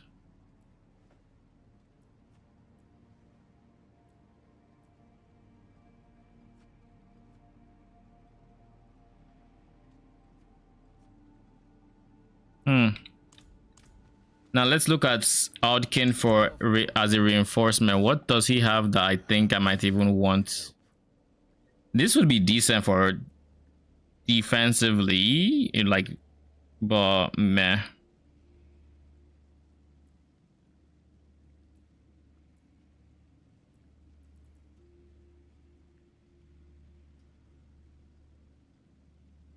Meh.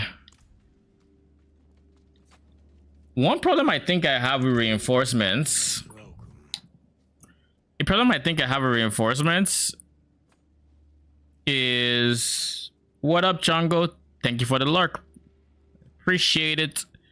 Whirlwind. One problem I think I have with reinforcements right now is I don't think you can scale them for their damage. And it feels like a lot of these abilities are created with their damage numbers in mind. And if they are created with their damage numbers in mind, then they just did a poor job at it, because I don't think at any stage of the game your reinforcements had noticeable damage.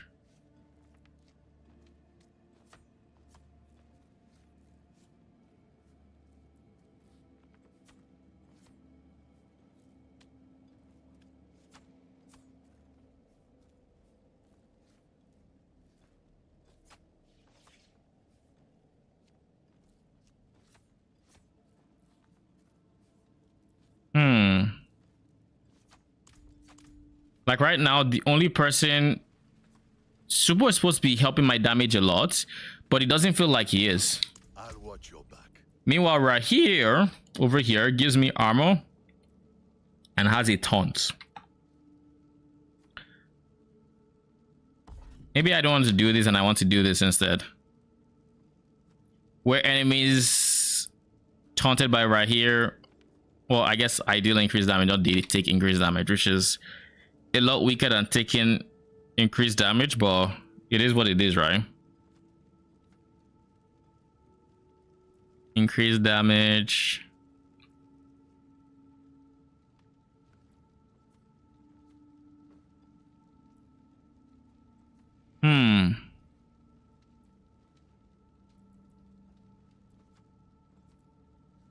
I think I'll just accept him. And for reinforcements, I'm no longer going to be using whatever her name is, Variana or whatever. I'm instead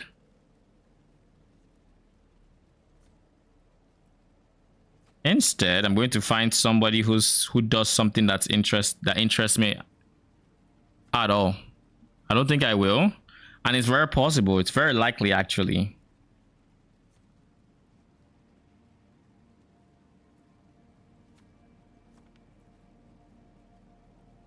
It's very likely that I will still take her as my reinforcement. I just will change this because this was the idea behind taking attack speed. Was my ult is scaled off of attack speed, so by having more attack speed, my ult will hit faster whenever I casted it. But as we know, it was. We don't talk about it. Is there any reason I would want her to bleed enemies? No.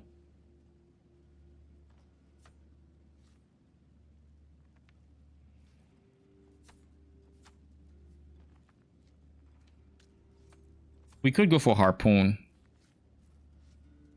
Is there anybody here whose thing inflicts vulnerable without an upgrade? I don't think many people have that.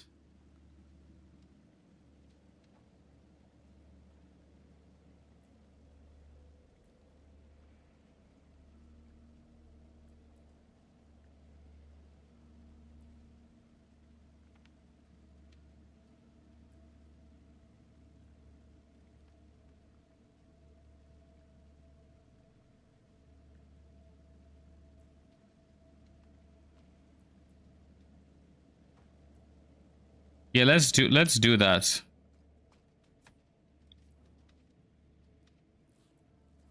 We are stronger together. I want to do harpoon, and I want it after scourge specifically.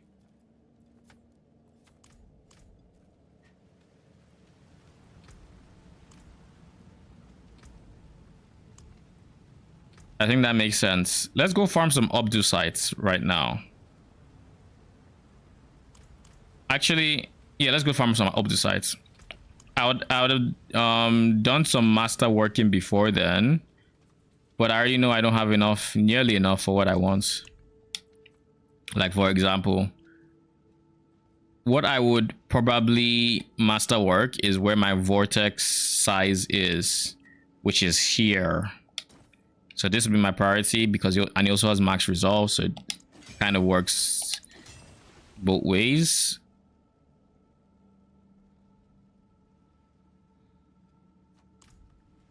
And now we're getting 6 resolve from that, while the others still give 4. So like those 2 master working levels, maybe that's what I'll do. I'll try to get them those 2 levels each. Oh, we have the Undercity as a whisper. 3-minute ads, yes, yes. Twitch ads are so obnoxious, it's not even funny. Like, they genuinely are. How about, yeah, let's do this. It's like you spend, by the time I open a new stream and I see a 3-minute ad, I would say 7 times out of 10 I just go back to somewhere else that I had already watched the ad for. Or I close Twitch. Every time. This place is If I'm watching a stream and ads pop up, I don't mind it as much, I find. Bruh.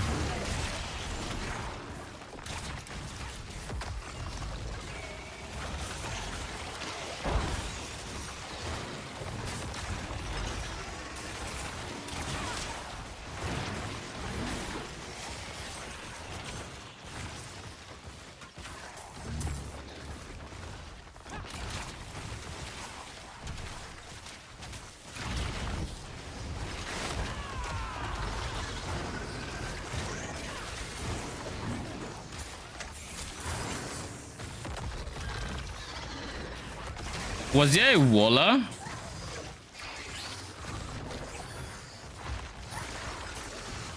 Why on earth did I run out of minions?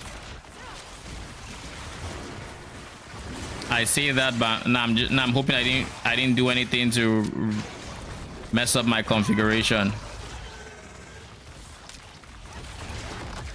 I don't mind the ads, but at least true. I don't like how disruptive it is. I think is the main thing. Why are my minions? What is happening? Why am I losing minions? They are just randomly disappearing. Need more time.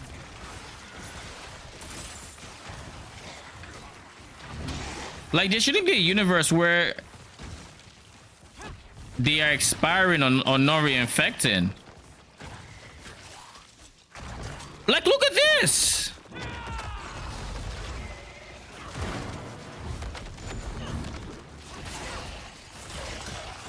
There's clearly something breaking it, or I don't even know. Are the enemies dying too quick? Is that it? Like, am I really suffering from success?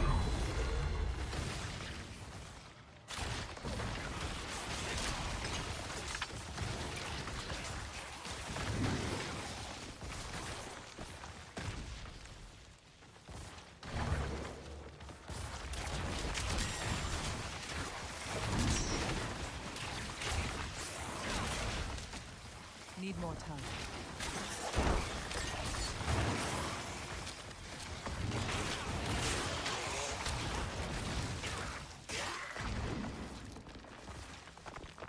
I also feel like they used to move a whole lot more than they do now. Like right now, they just aren't moving towards the enemy. I have to move them to the enemy.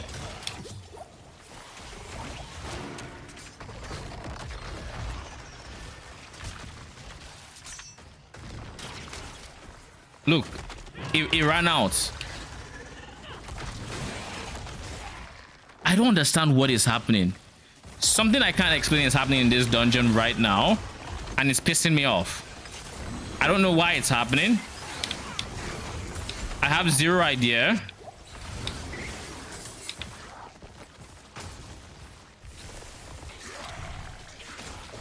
But it is very annoying.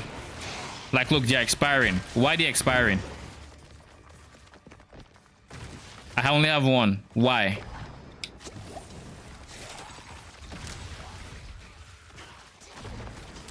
Are you not gonna... It did not reinfect? No way, right?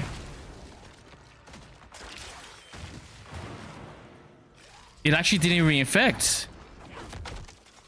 What in the actual fuck is going on?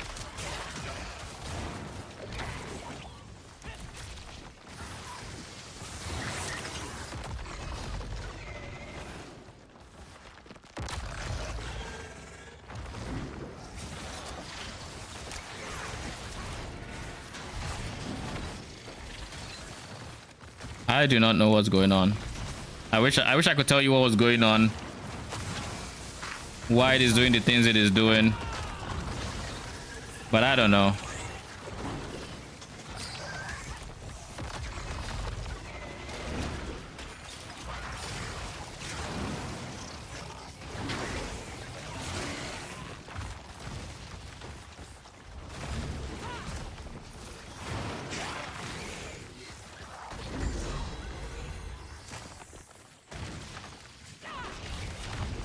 I'm out of them again. Holy shit, man. Surely I don't lose my mind in this dungeon. Surely it doesn't happen.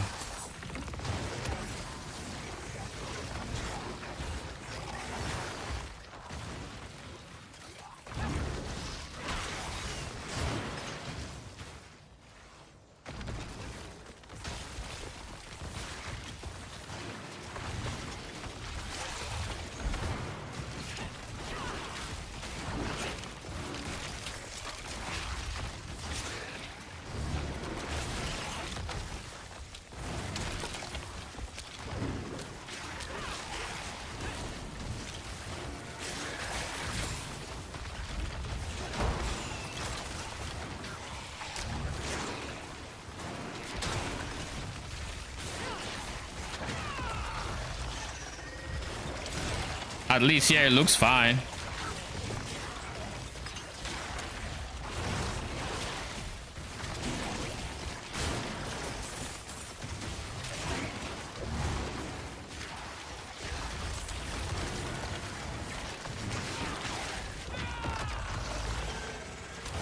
Oh, look, a bug.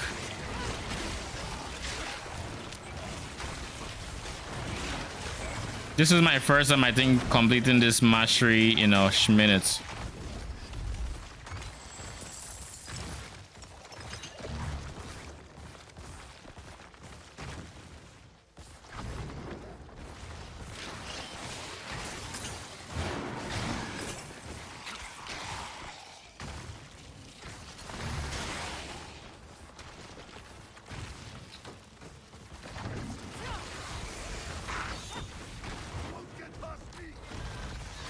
Surely they don't run out, right? How did I finish that pack and they're... Nah. Not ready yet. Something very wrong is happening. It's pissing me off, I'll tell you that much. I don't know why it's happening. What business it has happening. Zero idea. But like it's not reinfecting.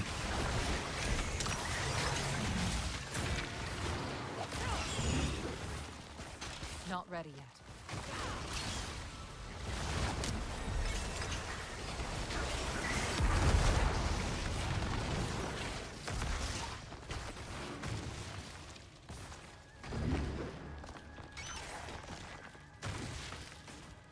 Why are they not teleporting to me?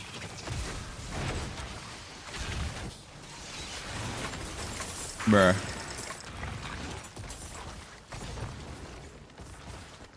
Okay. Yeah, I think with this we're done with D. Like with this stream, we're done with D4. I can't deal.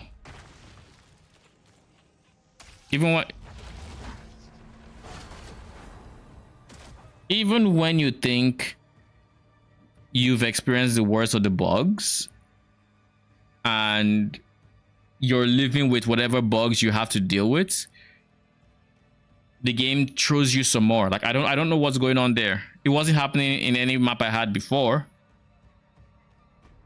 Is it because I'm killing them so fast? Is it just not reinfecting? What the like what? These are things that have a 70-something% chance of reinfecting on hit, and there are 3 of them constantly hitting. So what? Like what? It blows my mind. Unless like I equipped an insatiable aspect, which I know I didn't. I have a 74% chance to reinfect.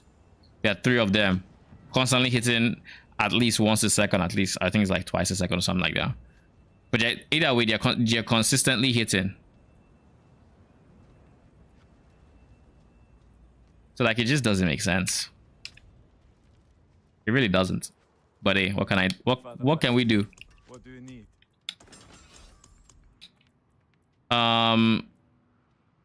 We'll take this guy to 6 resolve. And then we'll take the next guy, i.e. you, to 6 resolve as well.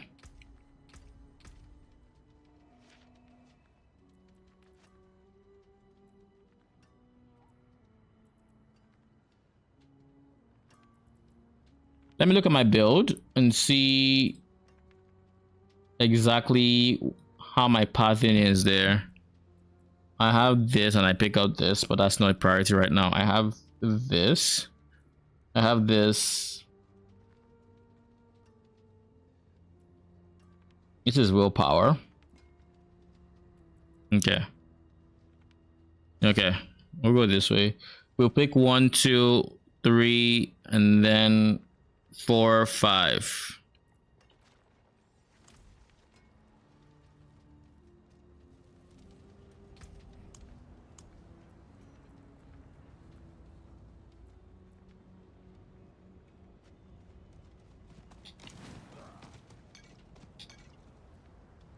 Oh wait, I just overwrote potions. Fun.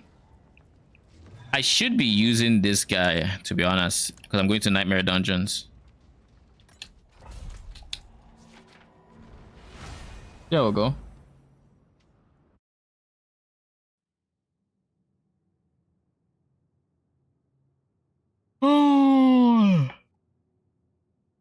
I can't deal with more bugs. I'm sorry. I don't think I have it in me. Lol. The first thing I did was to try to activate my resolve. And it just yanked me from the portal because I'm right by the door. And it's the same button. Because we can't unbind our interact with... I don't remember if it's... we can't unbind the interact and whatever, or is controller has limited options for that button. I think it's a simple case of it's not gonna let me.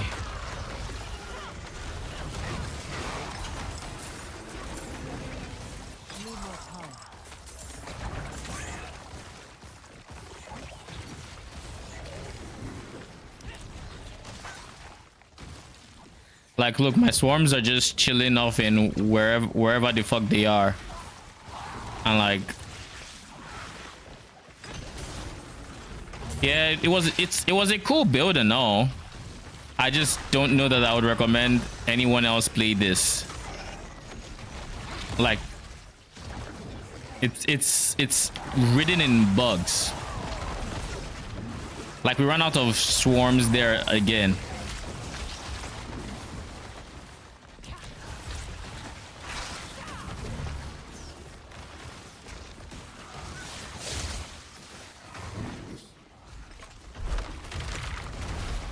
And then this is the one bug I know for a fact actually, you know, fucks it up.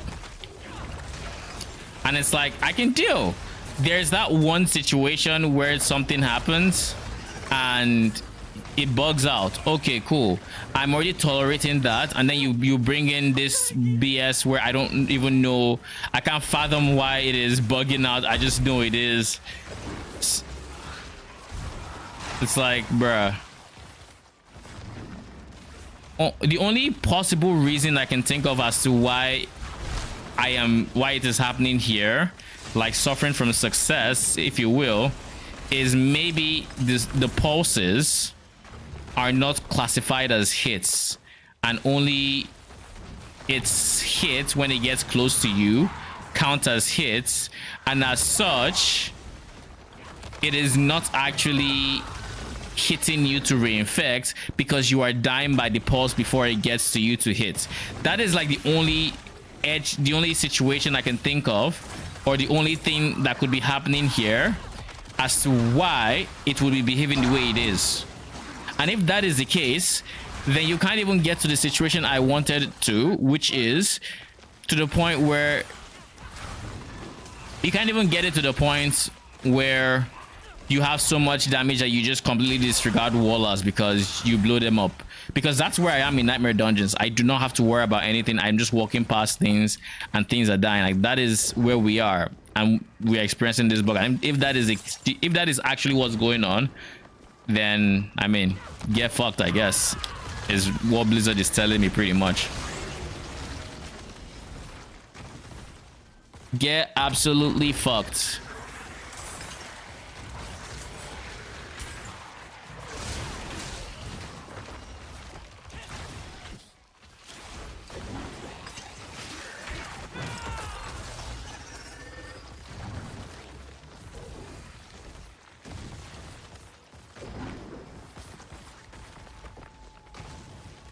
Not there, it's here.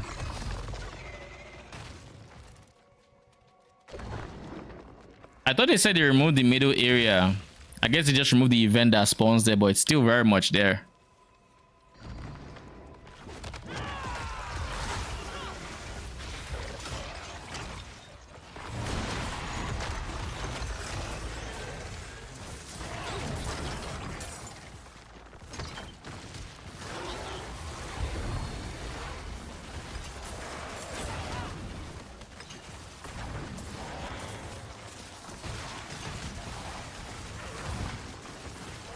Need time for this.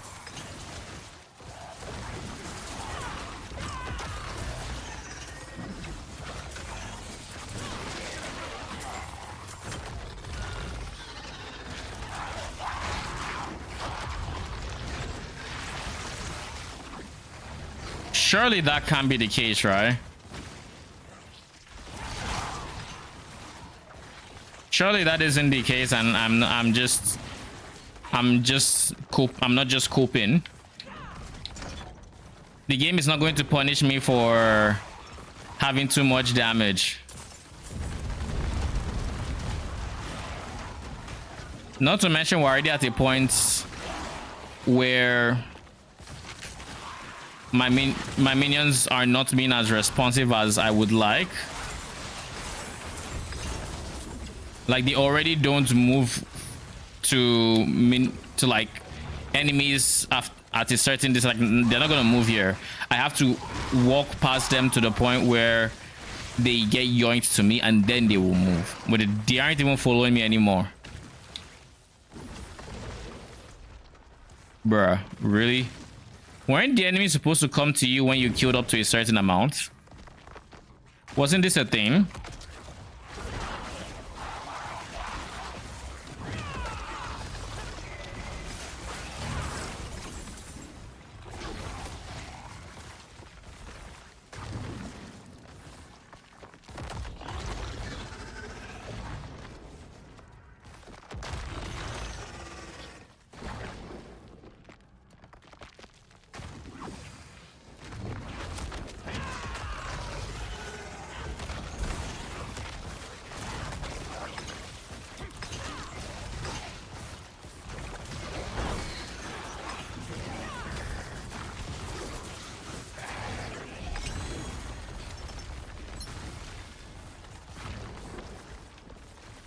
Yeah.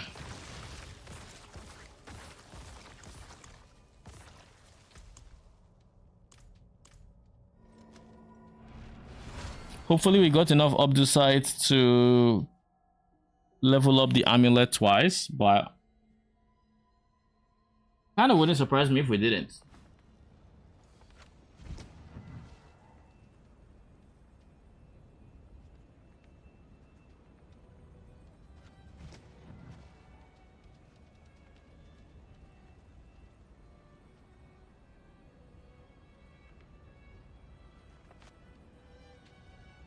Oh my god. Why is my food still not here?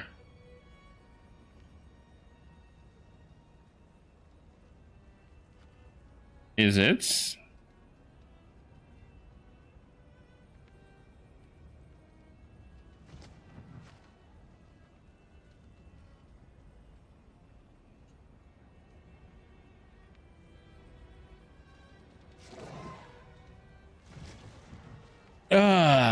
It might be. It might actually be. Let's do this master work first. Nice. Okay. We've gotten 6 extra max resolve from just that. And we should have a considerable amount of more damage from that. You can take what's left. Then I just need to keep running mass what's it called? I will need to keep running nightmare dungeons to get them all the way to 12. Then that would get the vortex size a bit higher. Get my barrier gen a bit higher. Currently, what's my barrier gen?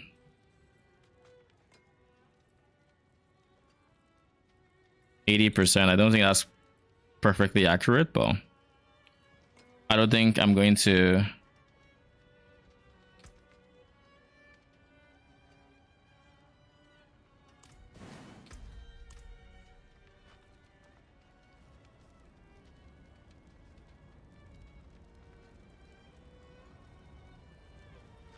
Okay, give me a second. Let me go see if my food is outside my door.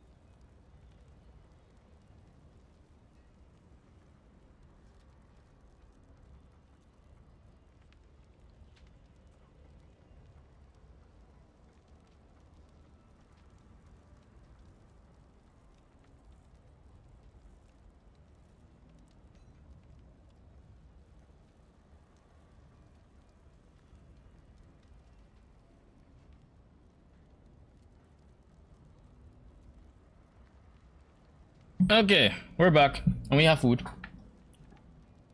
So what we're going to do now is we're going to watch a video. As for the video, I kind of wanted to watch Palstrone's video on the Torchlight season, I'll be honest. I don't think he's going to... I don't think he's going to talk about them quote-unquote lying to Macro. Just probably the... This is probably just regarding... Hey guys, Palstrone here. And this is probably regarding the interview, or this probably came out just after the interview. But let's see. Why is it slow? today let's talk about the new season of Okay, Torchlight it's Infinite fine. Frozen Canvas. This one comes out on the 24th of October and is a perfect kind of segue to whatever you want to do after in PoE 2, especially for me. I very much appreciate having something awesome to fill the time with. Yes, sir. One thing I want to point out is if you've never played this game before, then definitely check out my review of it. I made it, I think, 3 months ago from here. So it's still very recent, and a lot of the things that I criticized, they have actually addressed. They even reacted to my video, so that's quite interesting. We're going to talk about some of those changes, especially monetization in this video. But in general, this season seems like they want to take the game into a new direction, simplify it a little bit without taking away a lot of the systems that they have, make the systems a lot more streamlined. What exactly that means, we're going to outline right now. Also, of course, if you want to watch... I think I need to heat up this food even more. Give me a second. It is not hitting like it should.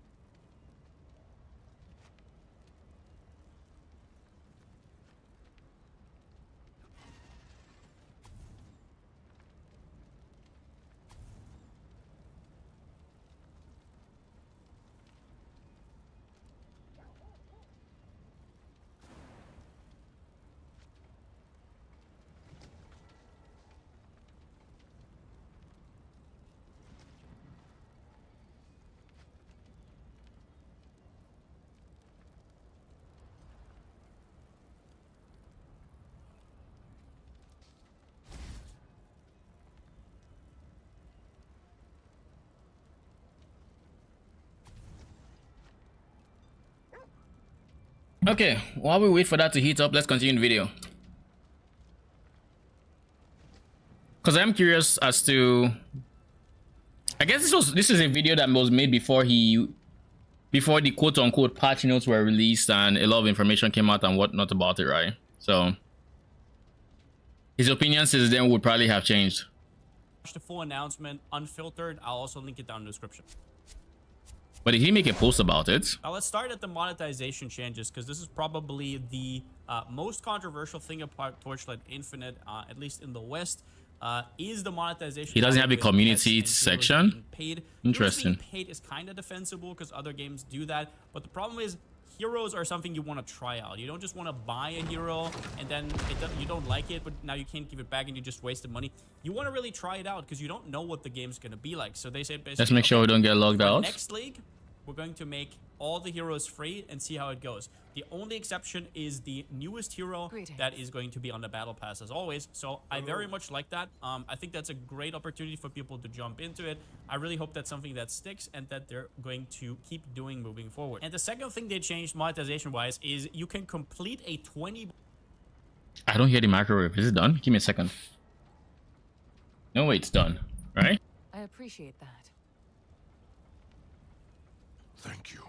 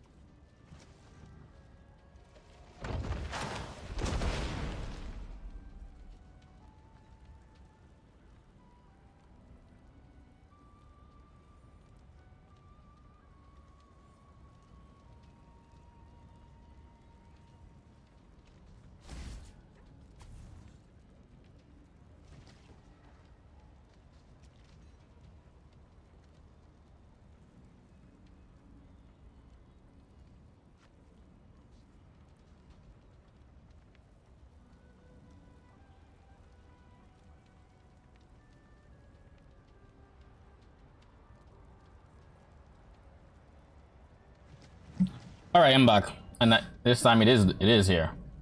By the way, can I just give a quick shout out to uBlock Origin? This video yesterday would not play on my stream account simply because of ads and whatnot, but uBlock Origin gets through it perfect. So shout out to them, doing the Lord's work with blocking ads. Boss challenge and get a legendary Pact Spirit. And that is not just going to be any Pact Spirit like one of the shittier ones. It is actually going to be one of the seasonal ones, the highly sought after ones that you can usually only get with gacha. And that is a big deal. I think that is great. The one concern I have is knowing them.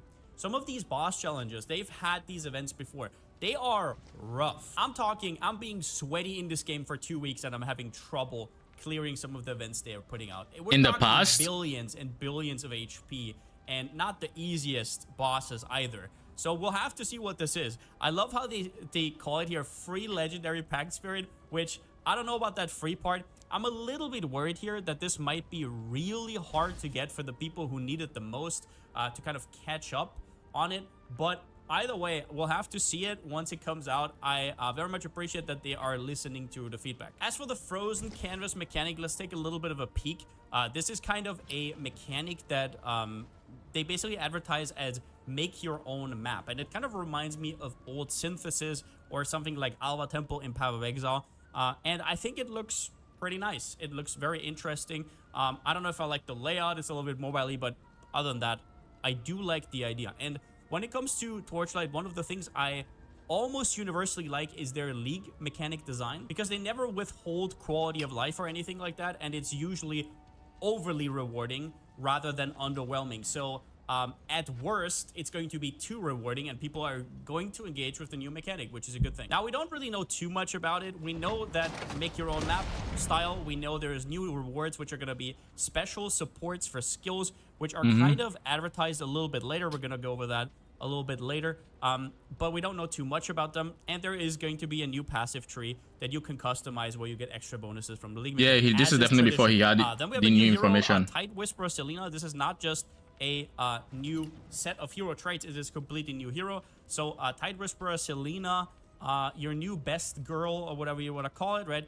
She kind of has this like mermaid theme, and she has let's go to some gameplay as well. Like I said, you can watch this if you want to, but so it has like a Tide and a Bard modes or states or whatever it's called, and one is kind of channeling. You can kind of walk while you, for example, as you can see in the background, channel beams, which is unheard of, which might actually make beam skills playable, which blows my mind, right? So that is very interesting. And yeah, it kind of has these auto bomber themes. There's also these like tides that are getting shot away from her. We don't know too much. I'm just kind of blabbering on. But yeah, it's going to be a patch notes waiting room. In general, I don't know if I want to play new heroes again because they're always so goddamn expensive to build because everybody's so hyped about them. But I'll think about it. In the meantime, I'm waiting for the patch notes. So I guess Lord knows I'm not gonna play it. Where we can talk about Not yet, at new least. support skills, or how they call it, new skills even. There will be 100 new special supports that get into the number 3 slot. and the number 5 slot of your supports, and they are different. For example, I'm gonna stop here. More damage, and then there is some other stuff. Here's a kind of hot take. Let's call it a slightly spicy take. Adding these skill gems, the way they are introduced in the game, low-key kills diversity. What do I mean? For example, in the past, the way you would going through what I like, the few I have gone through, I haven't gone through that many, but I went through a few of them that I had played, like that I have knowledge of how the skill works, right? And my takeaway from it was to play any way that is not the base way the initial skill gem was designed to be played is not a you tweak the skill tree, you tweak this system, you tweak this, and you achieve it. No, it's a I'm just going to throw this in my number 3 slot because there's nothing else that comes remotely close to making this playstyle possible. I'll put this into number 5 slot. Nothing else remotely comes close to being possible. And now you just have what, number 2 slot, number 4 slots, because number 1 is taken away. It's taken away by the thing that makes it automatic. You know, your trigger skill, whatever it's called. So like that's already gone. So like just like that, 3 out of your, was it 5 skill slots, support gem slots, are gone, selected for you. 3 out of them. So you only have, at that point, you only have 2 that work for what you want to do, or that can allow you create some diversity there. And with the removal of like memories and all of that, it reduces the different factors of which you could have potentially done something different with someone else. And now it's like you're streamlining to this one path. I have no idea if there's going to be even other scaling factors besides the skill tree, the goddess of machines, the god of yada yada, you know, those guys. I have no idea if there's anything beside that for diversity. So aside, I guess, the skill tree and maybe equipment, that's it, period. That's all, folks. But yeah, I think it low-key kills diversity, or not kills, but it harms it in a notable way. Give me a second, let me get some more stew.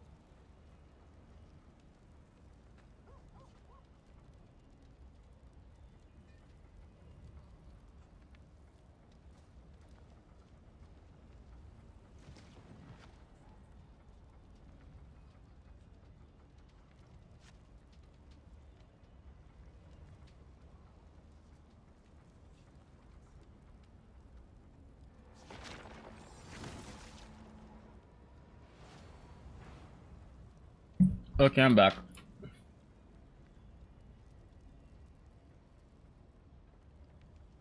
I just realized my playback speed on the stream on the side, let's just on my YouTube stream, at least for me was on 25%. I was like, why is he moving so slow? Is this what you guys are seeing? Then I realized. So thank God that's not what y'all are seeing. All right, let's continue. That scales here, so it's like yeah, maybe like I may try on. I can't exactly say. All I know is from their showcases, I will quickly show you this. They showed us 3 different things. They showed us split shot in the default state on the left side and rapid advance on the right. And basically, while you're moving, it's kind of like a channeling split shot skill that comes from the support. Now, I don't know how hard it is to get these supports, because if we look back to activation mediums, some of them will be impossible to get. They will be so goddamn rare and be hidden behind super hard content. So I don't exactly know what it means. This one makes Earthquake into a Leap Slam ability, which is super interesting. And the one that I'm looking forward to the most is the last one here, which is Whirling Blades, which is basically the kind of Cyclone in this game. And this Whirlwind is kind of like reminiscent of Season 1 when it was completely broken. It gives Cyclone the projectile tag and basically makes it so you have way more scaling angles. And it gives the skill way more AoE in that sense. So it's going to be very interesting. We don't exactly know what that's going to scale. Oh, you also have the Ring of Blades that is going to get spawned on your minions. As always, there's going to be some broken minion build that Zen is going to play. So keep your eyes out for that. So if you want to watch the videos, the examples are at 7:30. Who is Zen? Yeah, these skills also won't be leveled up normally, apparently. You're actually going to level these up through new currencies, which we don't really know how hard it is to get to acquire, but they're not going to. I think this is it, right? Let's see it. Select. Yeah. I mean, if this is the season mechanic and we're getting it through it, then know how expensive this is going to be. I don't know. Let's talk about fine. Itemization. They talked about quite a bit without really showing much of anything. But they talked about how some mods will be harder to get. They don't want you to easily get Aura Effect, Curse Effect, and Power Effect. Those were the biggest offenders, all the mods that are on the box, funnily enough. Those are the biggest offenders of OP builds, and they are totally correct. Other than stat stackers, that is totally the case.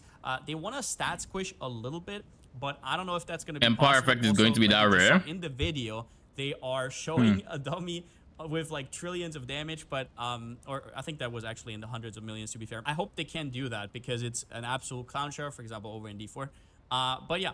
So it's going to be also harder to get movement speed and skill range. D4's catching strays for free. Also increasing the base skill range and movement speed. So basically they want you to feel better from level 1, if I understand correctly. So that's pretty cool. I don't really know how they want to do the leveling experience, but I think it's cool that they want to enable a little bit of friction while leveling, because leveling was way too easy, even for people who don't know what they're doing. And then you get into Netherrealm and Endgame, and all of a sudden it's a...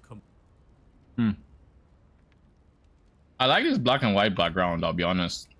I don't know what is bringing it, but I like it. It just kind of appeared.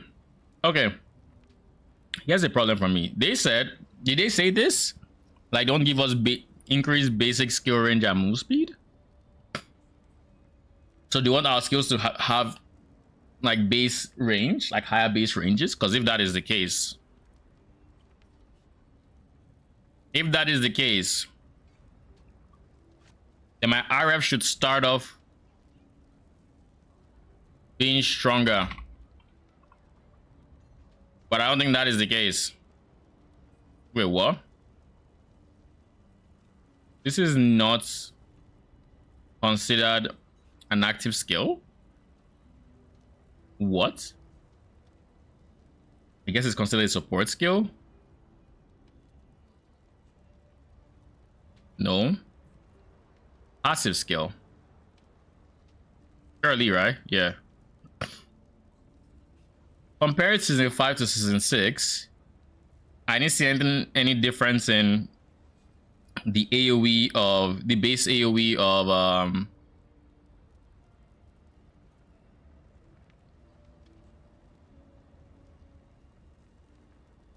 There's definitely a number for the base AoE.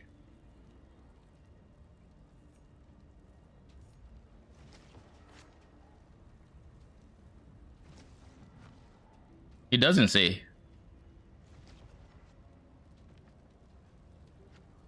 It doesn't say the AoE.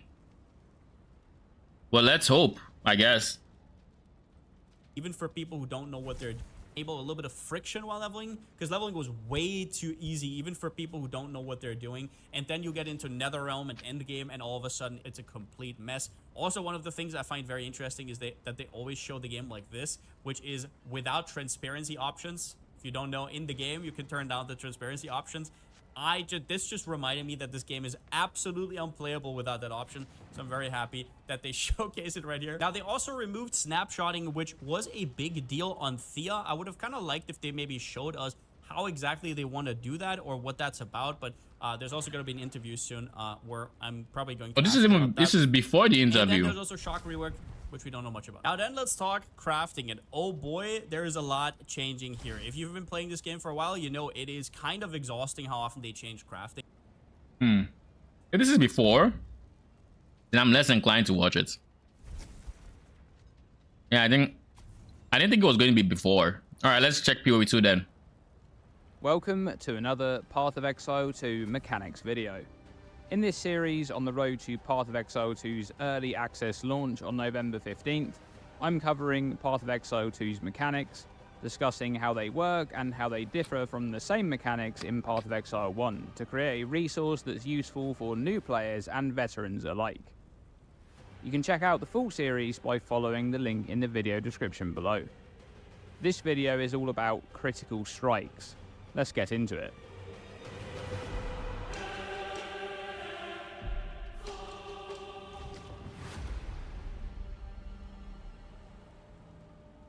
I don't think that there's any functional difference in both of them. Is a hit which succeeds a critical strike roll check and thus deals damage which is multiplied by a critical strike multiplier.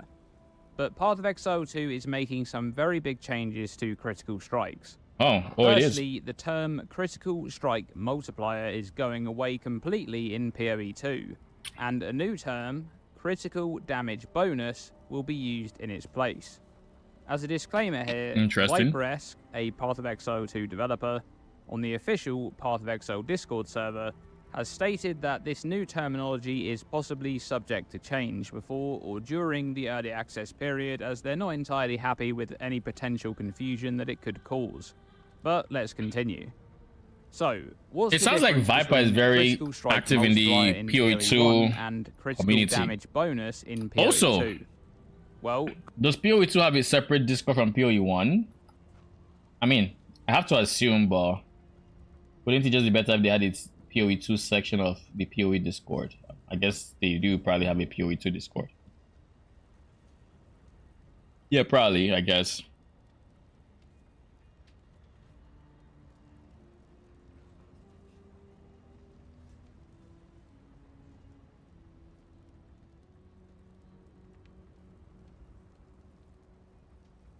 Critical Strike Multiplier is the total multiplier for damage from a critical strike.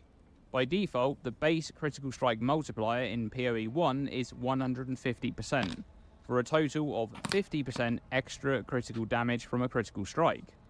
But in PoE2, critical damage bonus only refers to the extra damage portion that a critical strike deals. By default, this will be 100%. For a total 200% damage multiplier from a critical strike, 100% from the base hit, and 100% critical damage bonus. So, by default... Watch them make crit capping so much more difficult to do. Not inclusive of any extra modifiers or scaling potential, the baseline critical strike damage in PoE2 is being buffed from PoE1. But importantly, the scaling of critical strikes and the damage they deal is changing massively between PoE1 and PoE2 as well. As I mentioned before, Critical Strike Multiplier won't exist in PoE2. Instead, two new stats will exist to scale the extra damage you deal from critical strikes. Firstly, the more common modifiers will be multipliers to critical damage bonus. These will mostly be comprised of increases or reductions to critical damage bonus, and rarely they'll exist as more or less multipliers to critical damage bonus. And that would seem any Secondly, more or less less. common modifiers will exist as additions to critical damage bonus. These will function exactly as critical strike multiplier does in PoE 1, adding their bonus directly to create a total critical damage bonus stat which is then scaled by any relevant multipliers. Let's take a look at some examples to tie this together. These gloves have a modifier which provides 22% increased critical damage bonus. Then we have this flail, which has a modifier for plus 41% to critical damage bonus. Lastly, we have the Pain Attunement Keystone, which, in PoE 2, grants 30% Jesus less Christ. critical damage bonus when on full life, and 30% more critical damage bonus when on low life. Let's say a character has the gloves and flail equipped and has the Pain Attunement Keystone allocated on the passive skill tree. The character is also on low life for the purposes of Pain Attunement. If the character has no other modifiers to critical damage bonus, they'd have the 100% default critical damage bonus, and this is where the additional critical damage bonus is applied from the flail, for a total 141% So now there's critical flat damage crit bonus. damage bonus. Then this number Interesting. is multiplied by the increase and the more multiplier, for a final total 223% critical damage bonus. This character's critical strikes would deal a total 323% of base damage. That's Jesus. 100% of the base hit and 223% critical damage bonus. Okay, so what about critical strike charms? Well, Path of Exile 2 is making changes to that as well, but this is going to be more in the form of stat application rather than modifier changes. In PoE 2, you'll generally have access to higher base critical chance weapons and spells. For example, this Crone Knife or this Icicle Flail. But there will still be plenty of low base critical strike chance weapons and spells as well. And this is because the base critical strike chance for weapons and spells are typically associated with their attribute alignment. Let's take a look at these comments. So from lightning- White Breast, detailing lightning the would be easier generalized to crit. order for spell base crit based on damage type, and the idea that crits are intelligence aligned. So intelligence based weapons tend to have higher base critical strike chance. We don't Wouldn't know that make how lightning accessible over fire? increases or additions to critical strike chance will be in PoE 2, but it may be a bit less accessible numerically or a generally scarcer stat considering the magnitude of some of the critical strike chances on some weapons and spells. And this would result in it being significantly easier to cap critical strike chance on a cold spell, for example, compared to a melee mace build. Now, lastly for this video, there is one other very significant change. That's to so weird critical that fire is the strikes going highest from crits. PoE 1 to PoE 2, and this has to do with ailments. In PoE 1, a critical strike will guarantee the application of elemental ailments based on damage type. For example, a hit of fire damage, which is a critical strike, will apply Ignite based on the total fire damage of that hit. But in PoE 2, elemental ailments are no longer guaranteed by critical strikes. On Discord, Shax MC asked if critting guarantees ailments, and Viperesk replied that it does not. Critting increases the chance of igniting an enemy since that is based on the damage you deal, but does not guarantee it. Now, Viperesk is referencing another mechanical Arcane. change in this response, BC has which betrayed is to do me. with how ailment application Tell me why I in just bit general into will a work stone. in PoE 2, which Just is now saying. going to be based on the damage Just saying, rather Arcane. than a critical strike check. You or the will chance hear to about this to inflict the an end of ailment. time. But we'll go into that one in detail in a future video. For this video, the important takeaway here is that critical strikes will no longer provide a guaranteed way to inflict elemental ailments.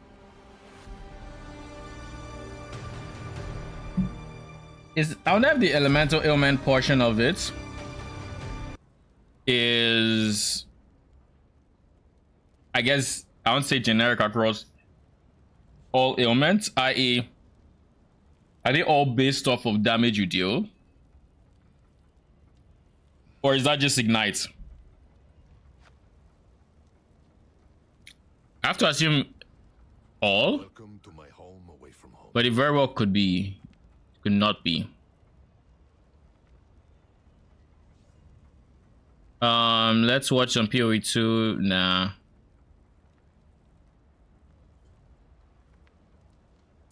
The new top tier S plus. We're not going to finish this video because I'm almost done eating. Thank God. Well. Hi everyone, I'm back with another tier list video, and I want to talk about the updates we have made here on our max roll endgame tier list. Another stone? You might have seen my old video about the pre-launch season 6 tier list. Well, things have shifted quite a bit with all the new knowledge and the recent patch that we have gotten. And in general, as expected, Spiritborn is quite far at the top. This is further amplified by a lot of the bugs that are plaguing the class right now. There are multiple builds that can do tier 150 in the pit, which is way beyond what anything else can do in the game. And a lot of people are upset about the class balance, but let it be known, it's mostly due to bugs. And once those bugs are fixed, I think Spiritborn is not going to be that crazy. But I want to talk a little bit about this Maxwell update that we've done here. We had a meeting with the entire team like a few days ago, and we discussed this, and we actually added, for example, the S plus tier. This is the first time for the at least Diablo branches here on Maxroll that we've done something like that. I'm usually heavily against doing something like this, but we kind of felt that the other builds didn't really get worse just because Spiritborn is bugged to hell. So we decided to actually add an S plus here because, you know, stuff like, for example, Mighty Throw and, you know, some of the Necro stuff is actually really powerful to the point where you can crush everything and get the glyphs to 100 easily and so on. And this is really kind of all you care about anyway. And then, yeah, some of these Spiritborn builds go way beyond that. I'm not gonna go into details of like what is bugged with the Spiritborn class, but in general, a lot of the high-end builds are in the range of like 10 to probably 1,000 times stronger than they should be, making it seem like Spiritborn is just like way above the rest.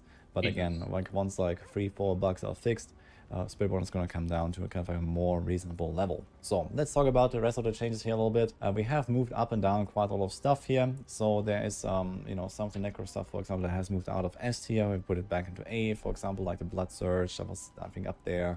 And some minion stuff was up there and these kind of things.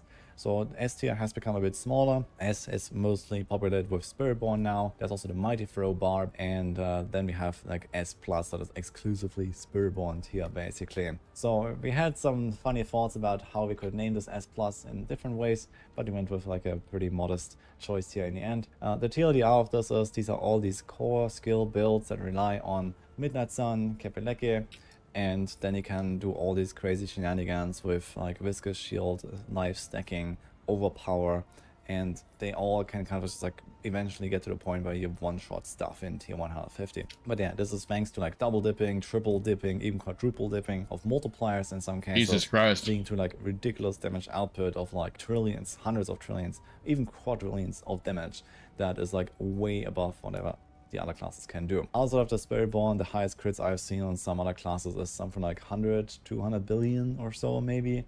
I think like the Bone Spirit Necros, for example, they have like some of these, you know, highest hitting abilities, for example. And Mighty Throw barb is also quite up there, but with like these big hits, but have many like small overpowering hits with their Mighty Throw pulses, for example. So they have also moved up a little bit. In general, it also looks like Rogue is performing a little bit better than we thought. There's, for example, a Rain of Arrows on the rise right now that has also been clearing like 100, I think, or maybe higher than that. A bunch of builds on Rogue that have actually done hundreds. So that's actually kind of cool to see. So there might be more adjustments in the future here, and especially in anticipation of the mid-season patch that will probably bring a lot better balance, probably some of the bug fixes here for the Spiritborn. We can expect a lot of other shifts. But yeah, for now, I guess this is just what it is. Spiritborn is pretty OP. And there's a bunch of other builds on all of the other classes that do also perform relatively well, like in the range of like, you know, up to 100 or so tier. Yeah, I don't think we're finishing this video. I really don't care. Might be a good video to watch later. Oh well. So he did disconnect us. I didn't notice mine. Holy shit. I needed that food. Jesus Christ, I'm full. I am full. Okay, so what are we going to do for the rest of the stream? I kind of want to do some nightmare dungeons and fully masterwork my gear. Especially those 10 out of 12s. Getting them to... Jeez. Oh, holy shit. Ooh. You ever have a hiccup that just feels like it's trying to rip your heart out?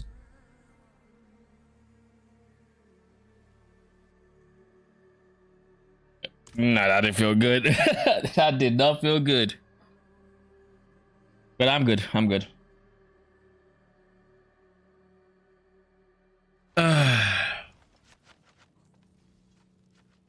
Did my guy really go green? You on this? Why green?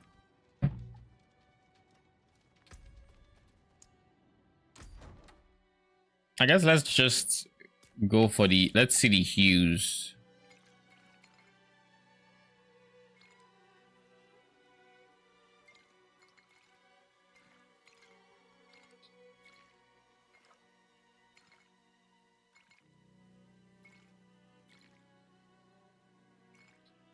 Honestly, they don't look bad, but the flame is still kind of bluish, which is just awkward.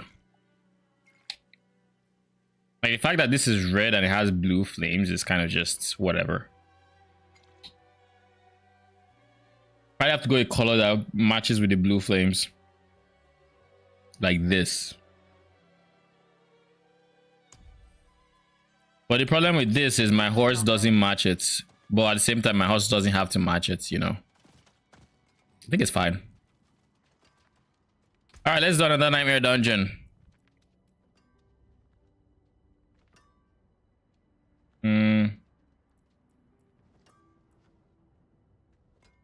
Oh shit, Hexmaster is playing D4? What is happening? Doesn't matter.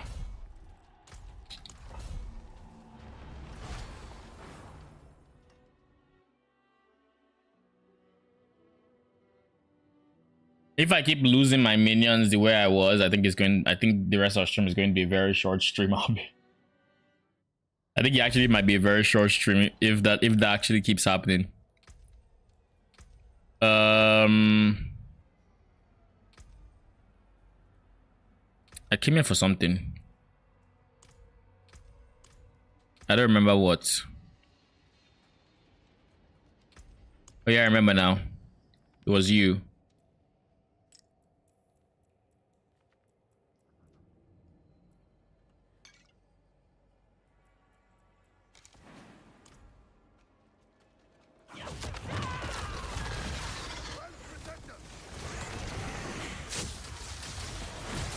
Not ready.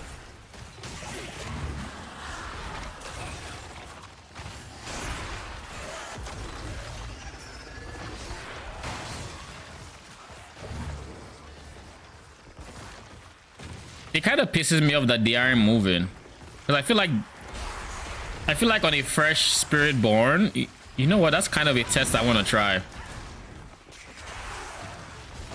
Create a fresh Spiritborn, see if they move. Like, see if they move with you. It's possible that they don't, but it's also possible they do, and there's something on my character that is breaking it.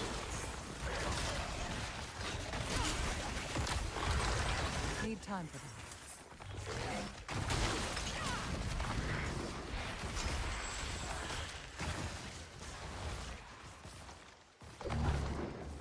Why is this empty?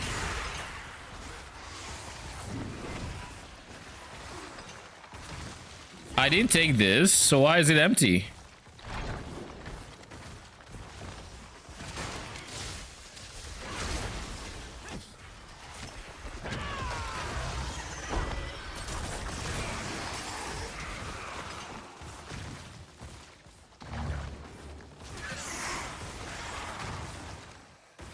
TLI day soon. Yeah. I don't know when you came here, but BC betrayed me. I don't know if you heard that part. And I said you will not hear the end of it until for as long as you live. Just tell me why I'll be AFK. Oh, okay, welcome back. Tell me why I ordered rice and I found 2 or 3 stones in it. Now, granted, it's a fighter ice, so like, it's not unheard of for there to be stones, but like, chewing them was not fun. Chewing the stones was not fun at all. Need more time. I would say on average, I'm getting bigger damage numbers now.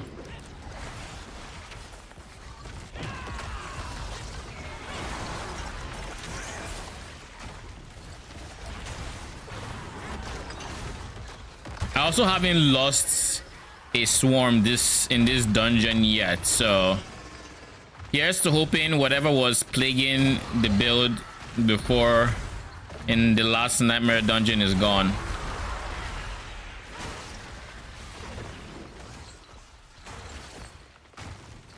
Oh, never mind. I spoke too soon. They're gone. Not ready.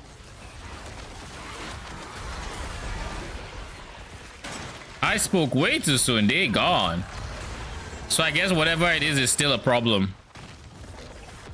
I just have to assume you're suffering from success at this point.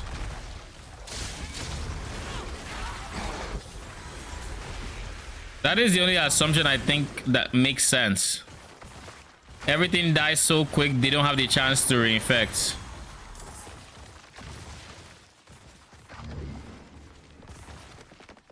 Like that guy, why didn't they aggro on him and go to him?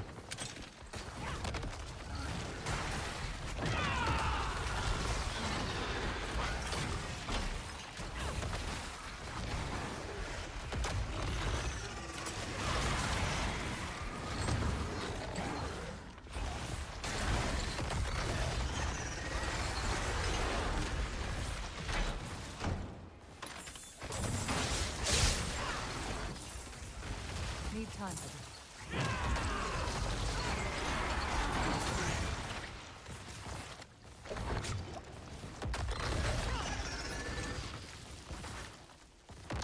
I'll be honest, I love this shield back and skip.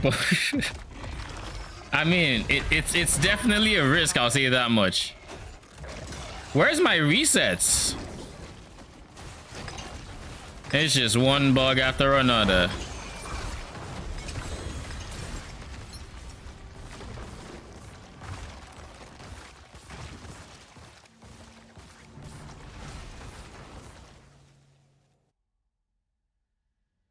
It always, they have a way of sneaking up on you as well. It's like they don't come at the start when you're very conscious of the fact that it might be there. No.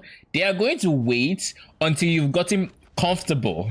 When you've thrown away all regard to safety in how you chew or whatever, you're just enjoying whatever you're watching and you're just having fun. That is the peak period where they strike.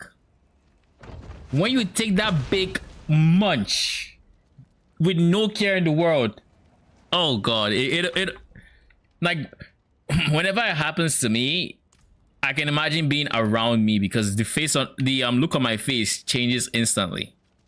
I go from having fun to what the fuck. That is my genuine reaction. So it's like, oh, what the fuck.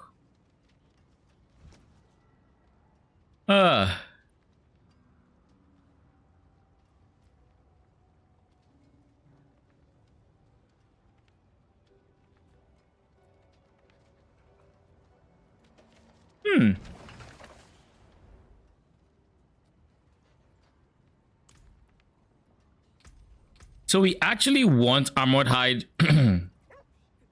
Armored Hide to be active longer. Because by being active longer, we have bonus block chance.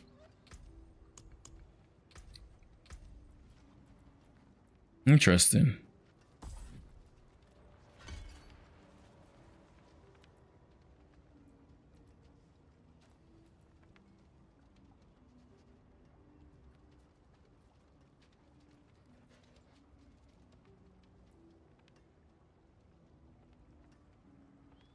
But this is specifically when I have a barrier, eh? Well, that's good to know. But anyways, where can I take points from?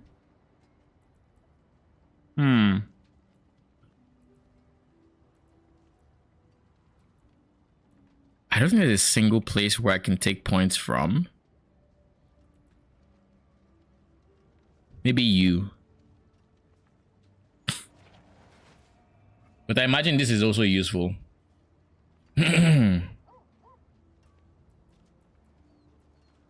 Versus getting 0.3 extra seconds of uptime.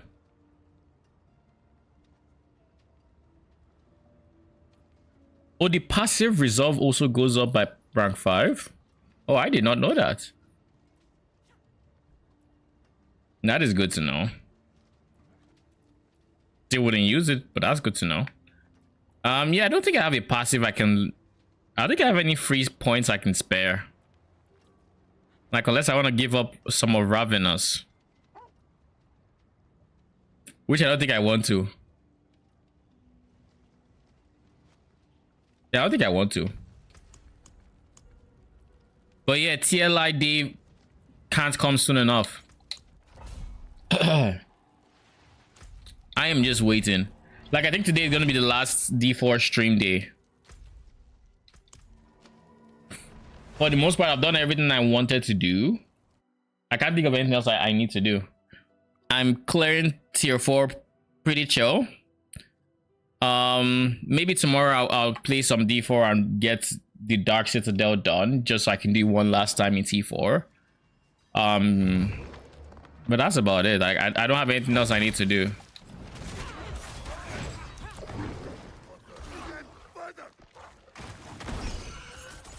Let me guess, I'm going to not have any... Oh, thank God I did get some of my infection. That seems like such an immoral thing to say. IRL, but like in D4, it's completely fair game.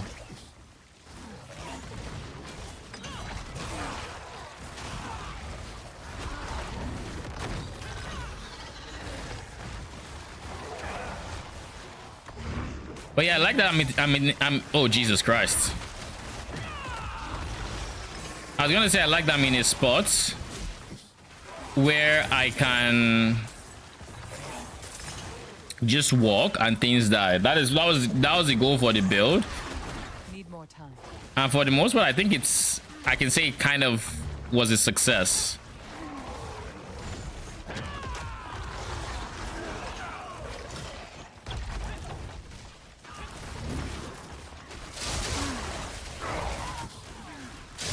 Need more time.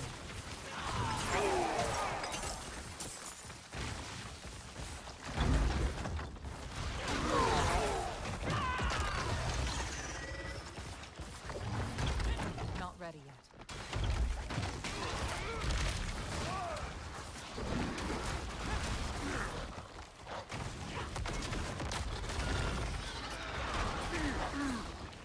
Need more time.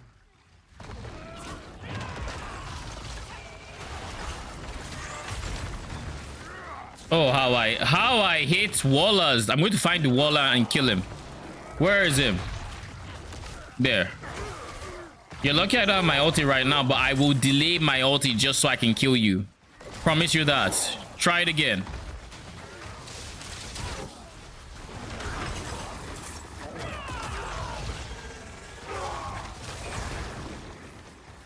Try it again. See what happens.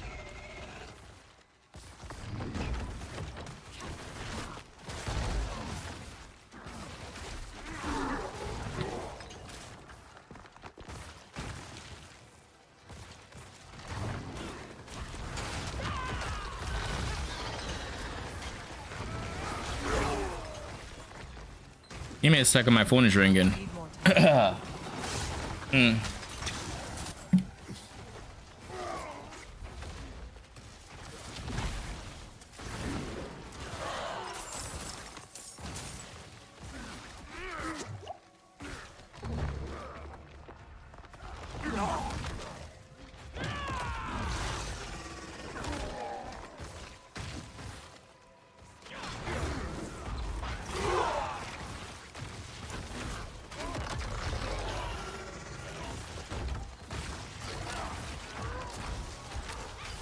Need more time.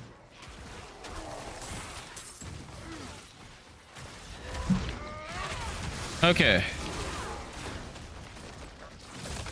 You see, this is the problem. Need time to Like, this is an actual problem where I don't know why they're disappearing. I just know they are disappearing. And it seems to be happening excessively in easy content. And again, I have my assumptions on why exactly it happens. Like, I have my assumptions, which is I'm basically suffering from success. I'm doing too much damage. Well, here is the suffering from success theory as to why it's bugging out now, when it shouldn't, when there's nothing saying, oh, this should bug out here. At least that I'm used to. My theory is that simply that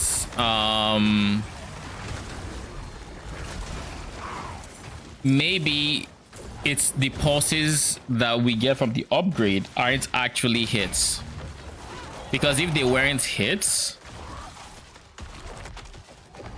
gee, it is so annoying, because if they weren't hits, need more time. then they would need to move closer to do the auto attack that would then have a chance to reinfect. And if the pulses themselves are the ones that are killing like enemies, then they are killing enemies before they are getting the chance to reinfect. Not ready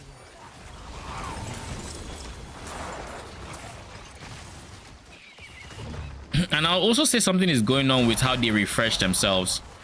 One thing I've noticed is they do not... One thing I've noticed is they don't... What's what I'm looking for here? Can I pick these things up?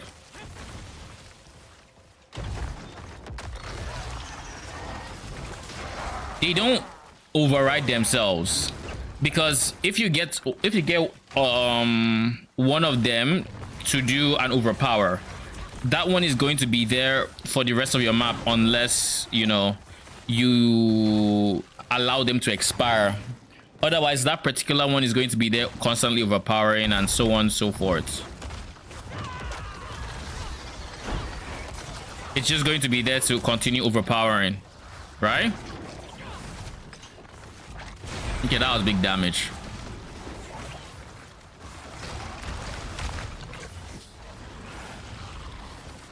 How are you not dead? I feel like his life hasn't moved in a bit. They just decided to do ZDPS at some point. I don't know. Anyways, as I was saying,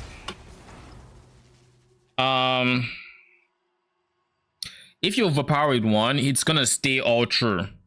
But then you have a situation like this where you know they should be reinfecting.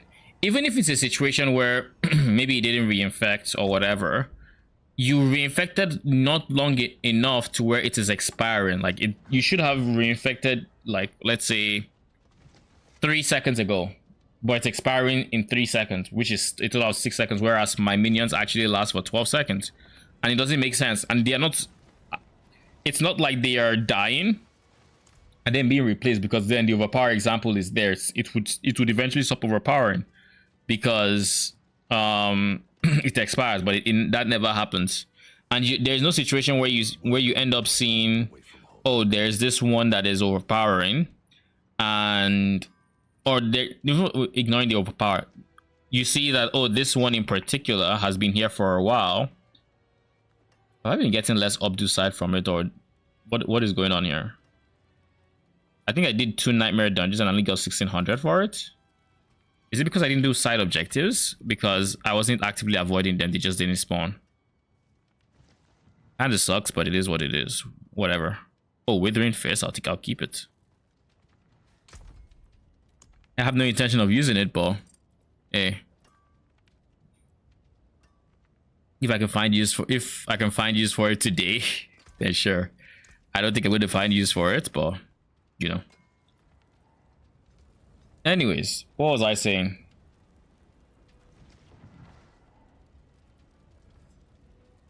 Yeah, you don't have a situation where you have 3 swarms up and then one just randomly teleports, i.e. it get a new swarm pops out on somewhere and that one disappears. Like, no, it doesn't happen. So that clearly doesn't happen.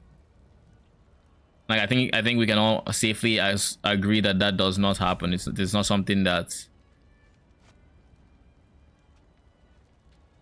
Wait, so cold res is the only thing that is getting, I guess, a bit of shadow res, but shadow res has this. So shadow res very soon will stop requiring this, and as such, the only thing that I would be using this diamond for is cold res.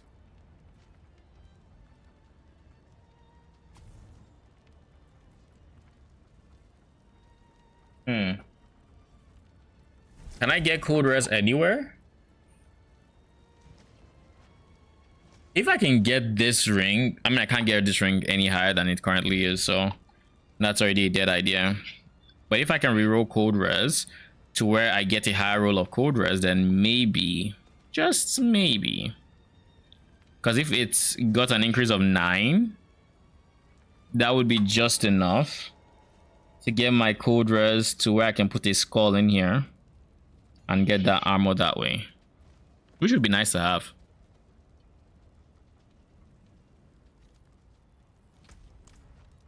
Anyways, all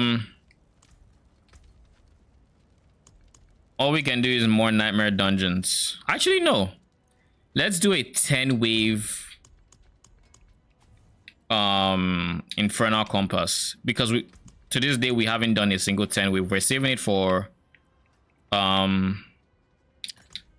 we're saving it for this tier, right? Tier Torment 4. So I figure might as well, right?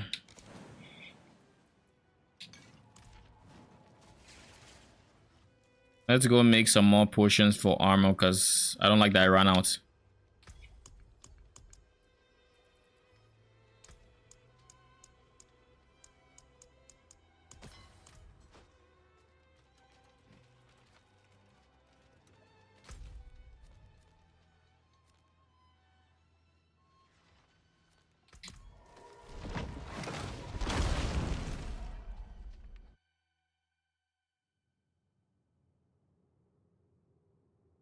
And then once we're done with the infernal compass, we can call it a day for the stream, and come back tomorrow. Tomorrow we're going to be doing D4 and PoE.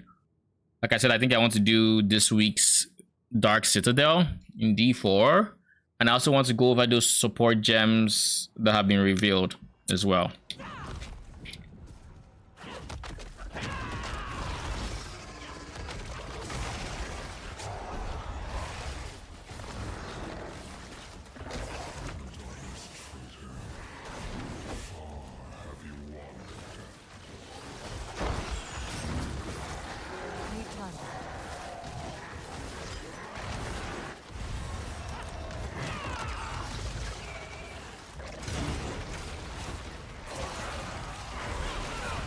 This guy spawned at like 20% HP thanks to my pulses.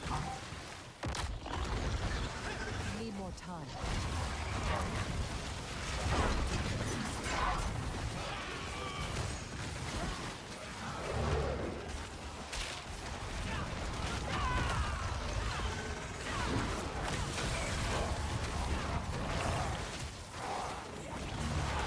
Not ready yet.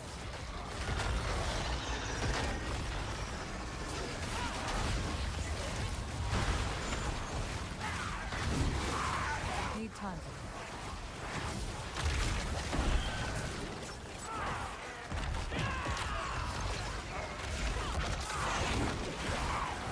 That Walla is dead. Okay, cool.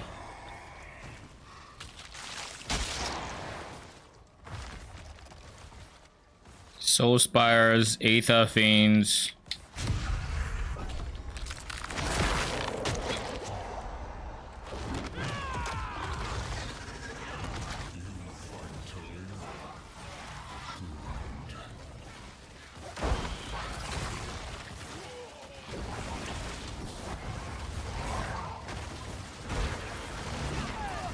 Need time.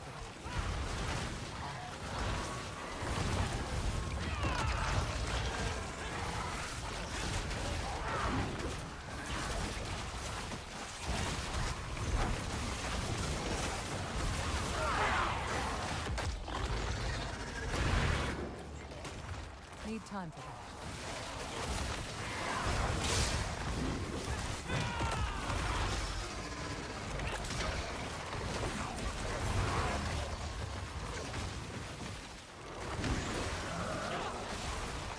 You know, one thing I want to try next wave.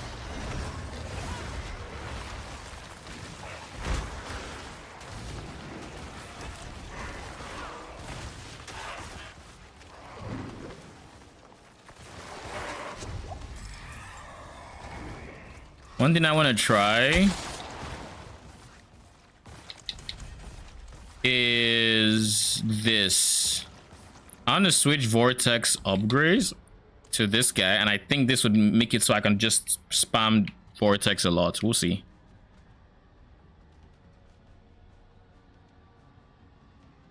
Oh wait, pulls. I don't mind this.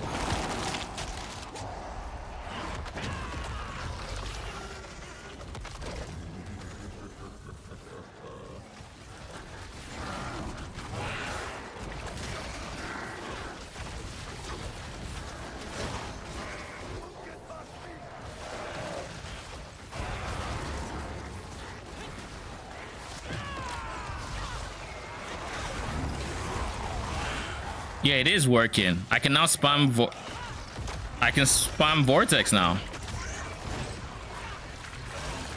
Need more time.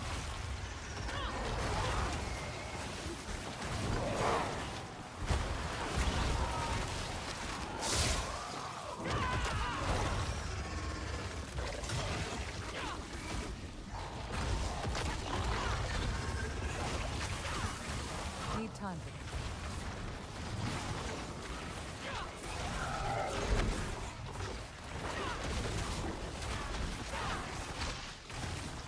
Not ready yet.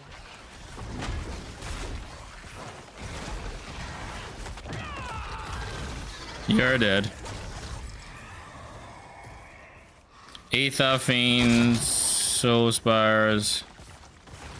I don't like unstoppable elites. Let's do this guy. I don't like Soul Spires, boys. Whatever.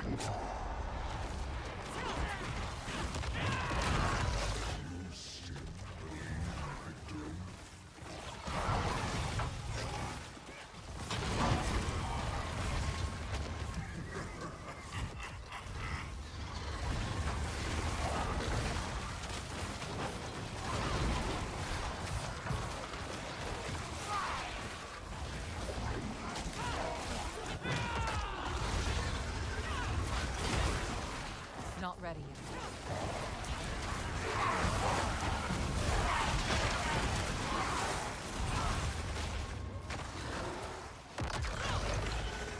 Need time for that.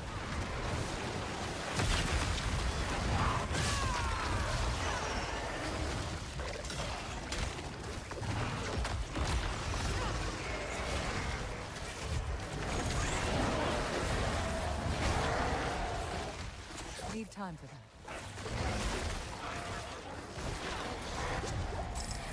Okay, that works. Aether Fiends explode. I like that. Soul Spires, whatever. Chance for elite double, sure. Let's go.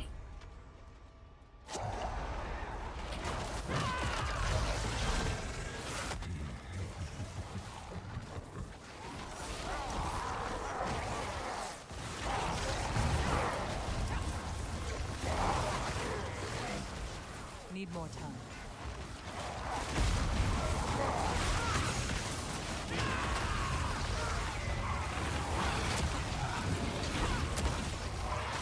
Need time for that.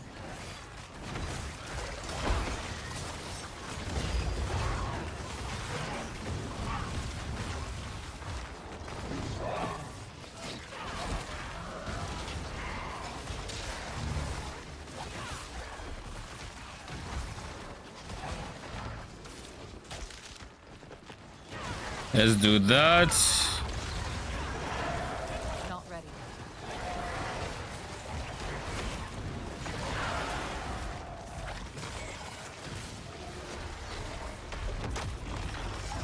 Need more time.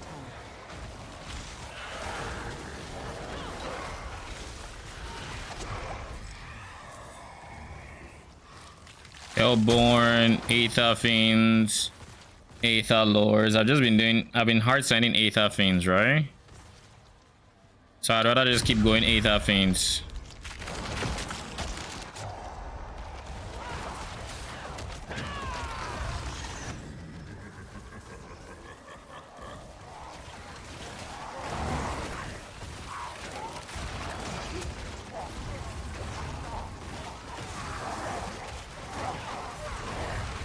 Need more time.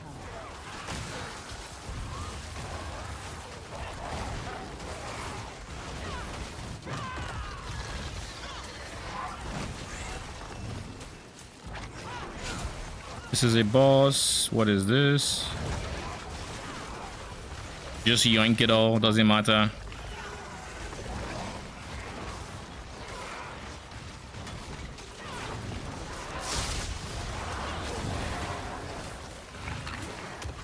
Need time. That's a boss. That's a mass.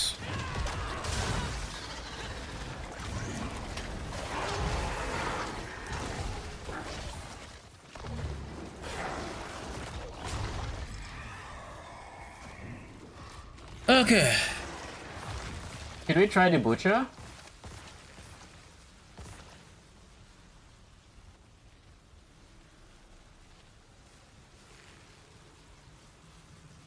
I kind of don't want to bother with the butcher. He's not hard, but I don't know if he's worth 25 Aether or just get Aether Lords to spawn where they give 3 each. Doesn't matter. Worst case scenario, we kill him. I kind of want to see what my damage on him looks like, so we'll see.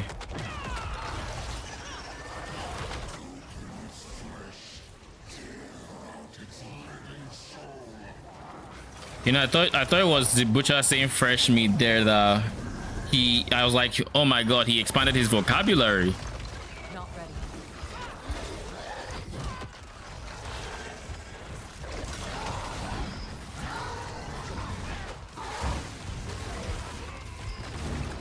I mean, he's almost dead.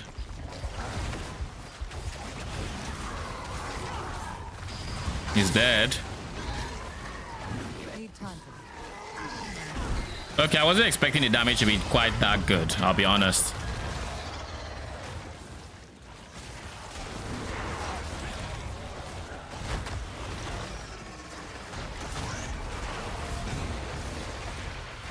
Need more time.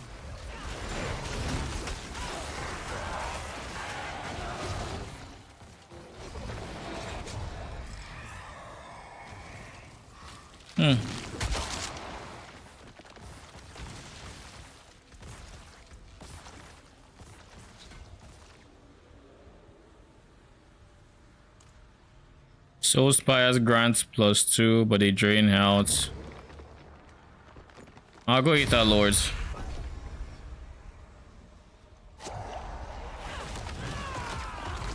Quite the challenge.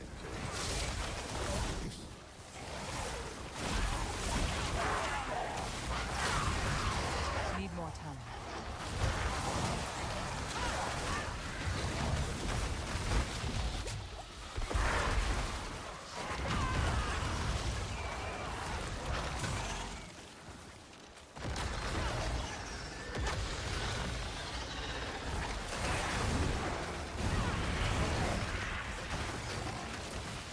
Need time for this.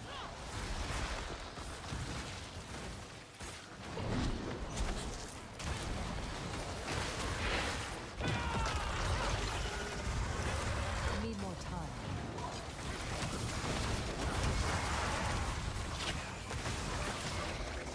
Where is that C-Vax fella?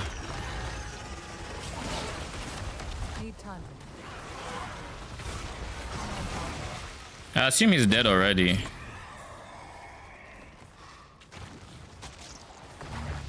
Massive spawn an Aether Lord on death, Fell Council.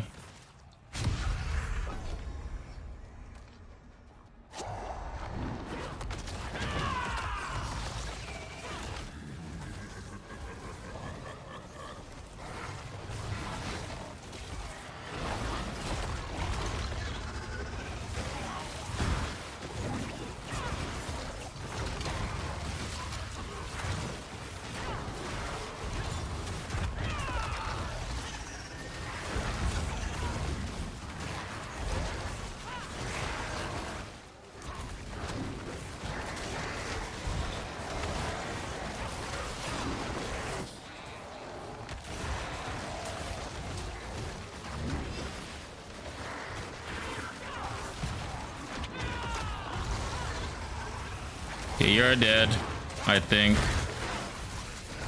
No, you're dead.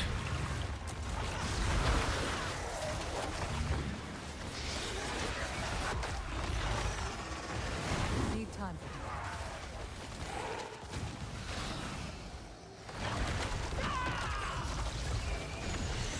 that. You're dead. You're not dead? Now you're dead.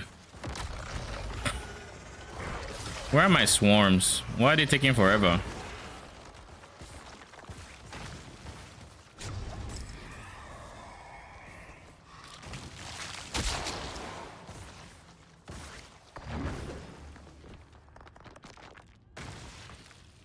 Explode and damage enemies, or that.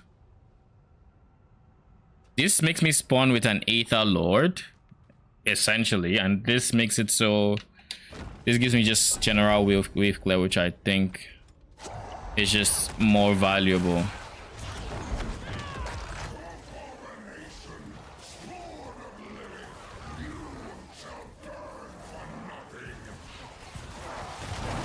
Who pissed in your cereal, my guy?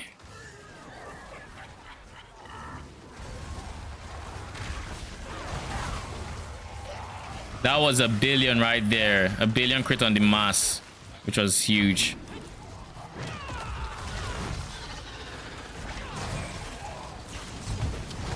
But I don't know if it was my crit or if it was because of the new explosions. There was a build there. Look at those explosions, yo. I have to say that the elites explode is one of my favorite nodes in like the infernal hordes, because it just creates all these scenarios where it's like, look at how much wave clear it is just providing by itself.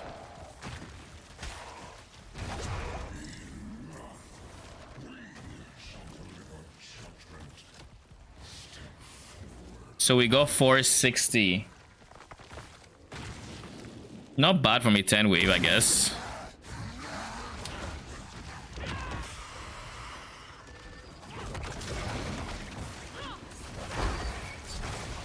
By the way, Arcane, I finally got in the build, I think, to a point where I don't have to spend 10 years on the bosses. I can now just spend 3 years. Well, to be fair, I'm actually not spending 3 years. One is already almost dead. So the build did ramp, so I can't complain too much about it, you know.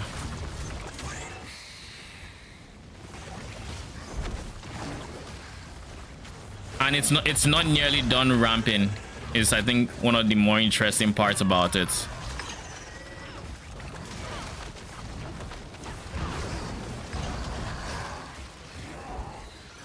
Like, this is the amount of damage you need to do to make these guys feel halfway decent to complete.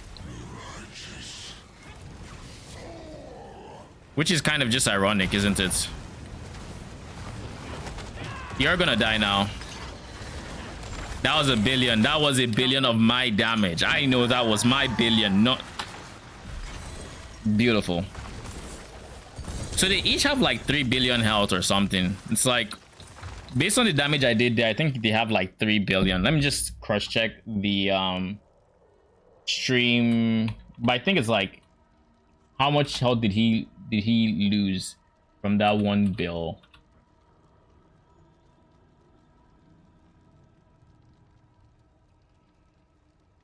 No, they have like 6 billion life from what I can see. Because, like, look, this is what it looked like. If I slow it down and up the quality,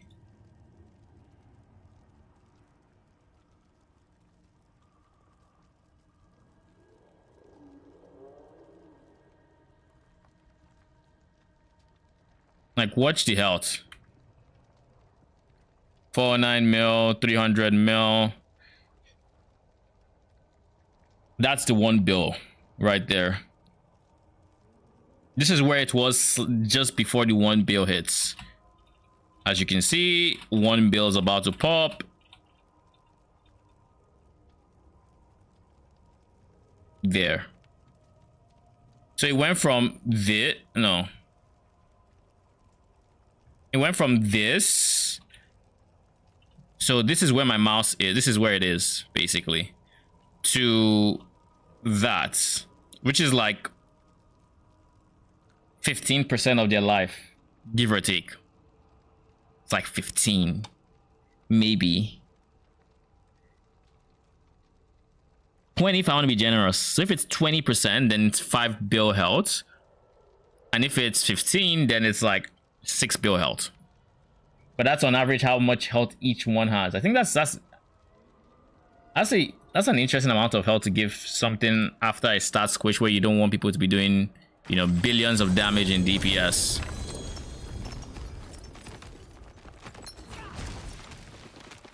Not ready yet.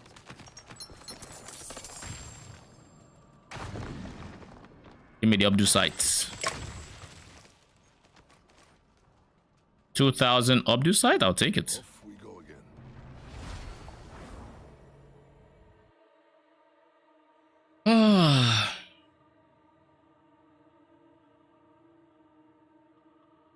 I think that was a pretty decent pitch showcase of this version.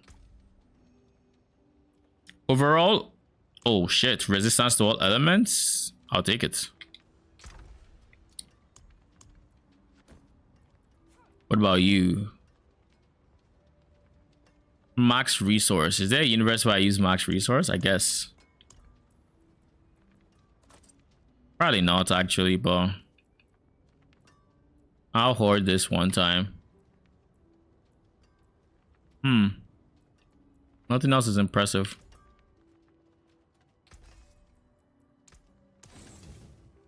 All right, let's try to master work the one with Vortex. And let's hope we get Resolve as our third hit.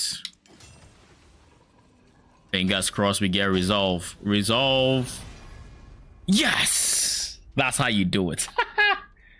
All right, cool. We got Resolve there. So now we have 9. That is already another big power spike we just got.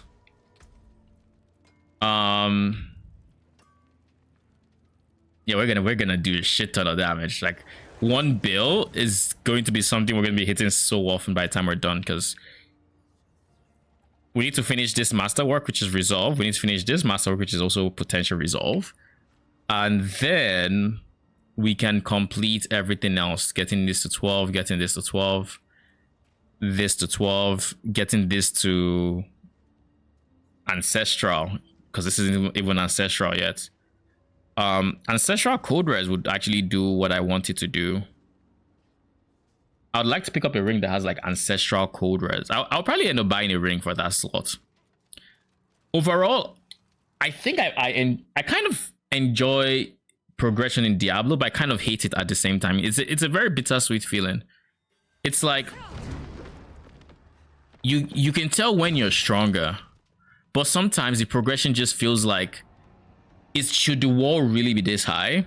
I feel like Diablo's progression has a lot of like gigantic walls that once you, but it doesn't have many of them. So like I would prefer a situation like PoE. What PoE does well, and I think what I kind of miss in the system is PoE's wall, so to say. It has less, like it has some gigantic walls, but it has walls of varying sizes as you progress. Yellow maps can be a wall, red maps can be a wall, T16s can be a wall, using Eldritch Altars can be a wall. Use T17s is like the closest to like D4's walls. So like going from when you've trivialized Torment 3 to entering Torment 4 is a different feeling. Like you've trivialized Torment 3, you're blowing shit up. You go to Torment 4, you're not doing jack shit. You're not clearing the hordes efficiently, or at least nowhere near to the point where you're doing 200 souls for the chest. You're not clearing pit efficiently for glyph levels. You're not doing jack shit efficiently once you get there. You just have to keep slugging away at Torment 4 until you scale to the point where you trivialize it again. And I would rather have more walls that were not as, I guess, gigantic in terms of difference than to have like just these huge stepping stones where it's like boom, you're faced to a giant wall that you have to deal with, then boom, it's like, you know, like right now I enjoy the fact that I'm getting more damage and I'm trivializing the content more and more, but I would have rather if the walls I was encountering as I was progressing upwards were less steep and just there were more walls, you know. But yeah, now we have 31 max resolve, which is spicy. I didn't think I was gonna get to 31 max resolve, but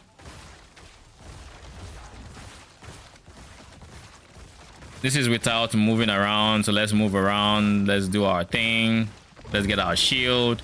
Now we get 151 mil, 158, beautiful. Shield is back. We have no big damage. Where is the big damage?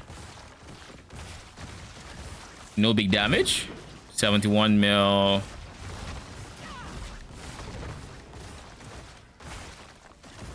Then let's do this. Let's make it multiple training dummies. This is where we're going to see big damage, like insane damage as well. 121 mil. 104. Keep in mind we don't have any of our other buffs, which is probably why we're not seeing bigger damage numbers. Because like if I did this, that alone would give me some damage. If I do this, 201 already. Use this, 400. Like that's how we actually scale our damage. Like the other skills are there for a reason. It's not all just. But to be fair, in that pit, I didn't really need to do anything else. I just had to run around, making sure I was vortexing to kill everything instantly once we pull them in. And so on and so forth.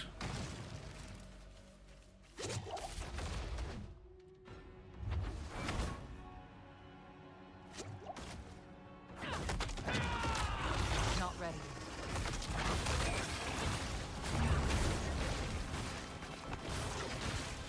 Like just like that.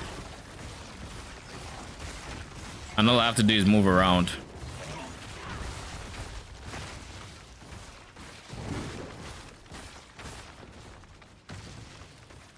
But yeah, I think I like where the character is at, and I like the fact that there's still so much more I could do to scale it. Paragon wise, we're just Paragon 201. Glyph wise, we are actually level 40, level 63 in one glyph, and then everything else is 46.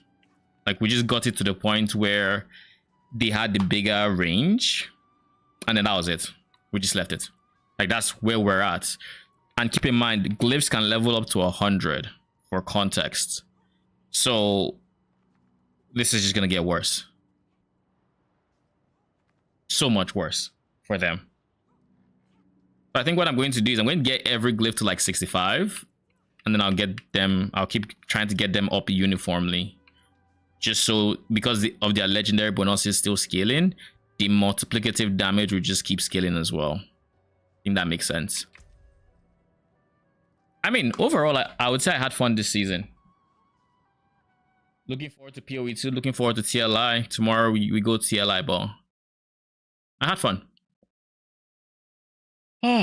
Anyways, thank you for stopping by. I appreciate y'all. I'm gonna be back tomorrow with TLI, D4, and whatever else we fancy. Maybe some PoE 2 gems, we'll see. Till then, good night.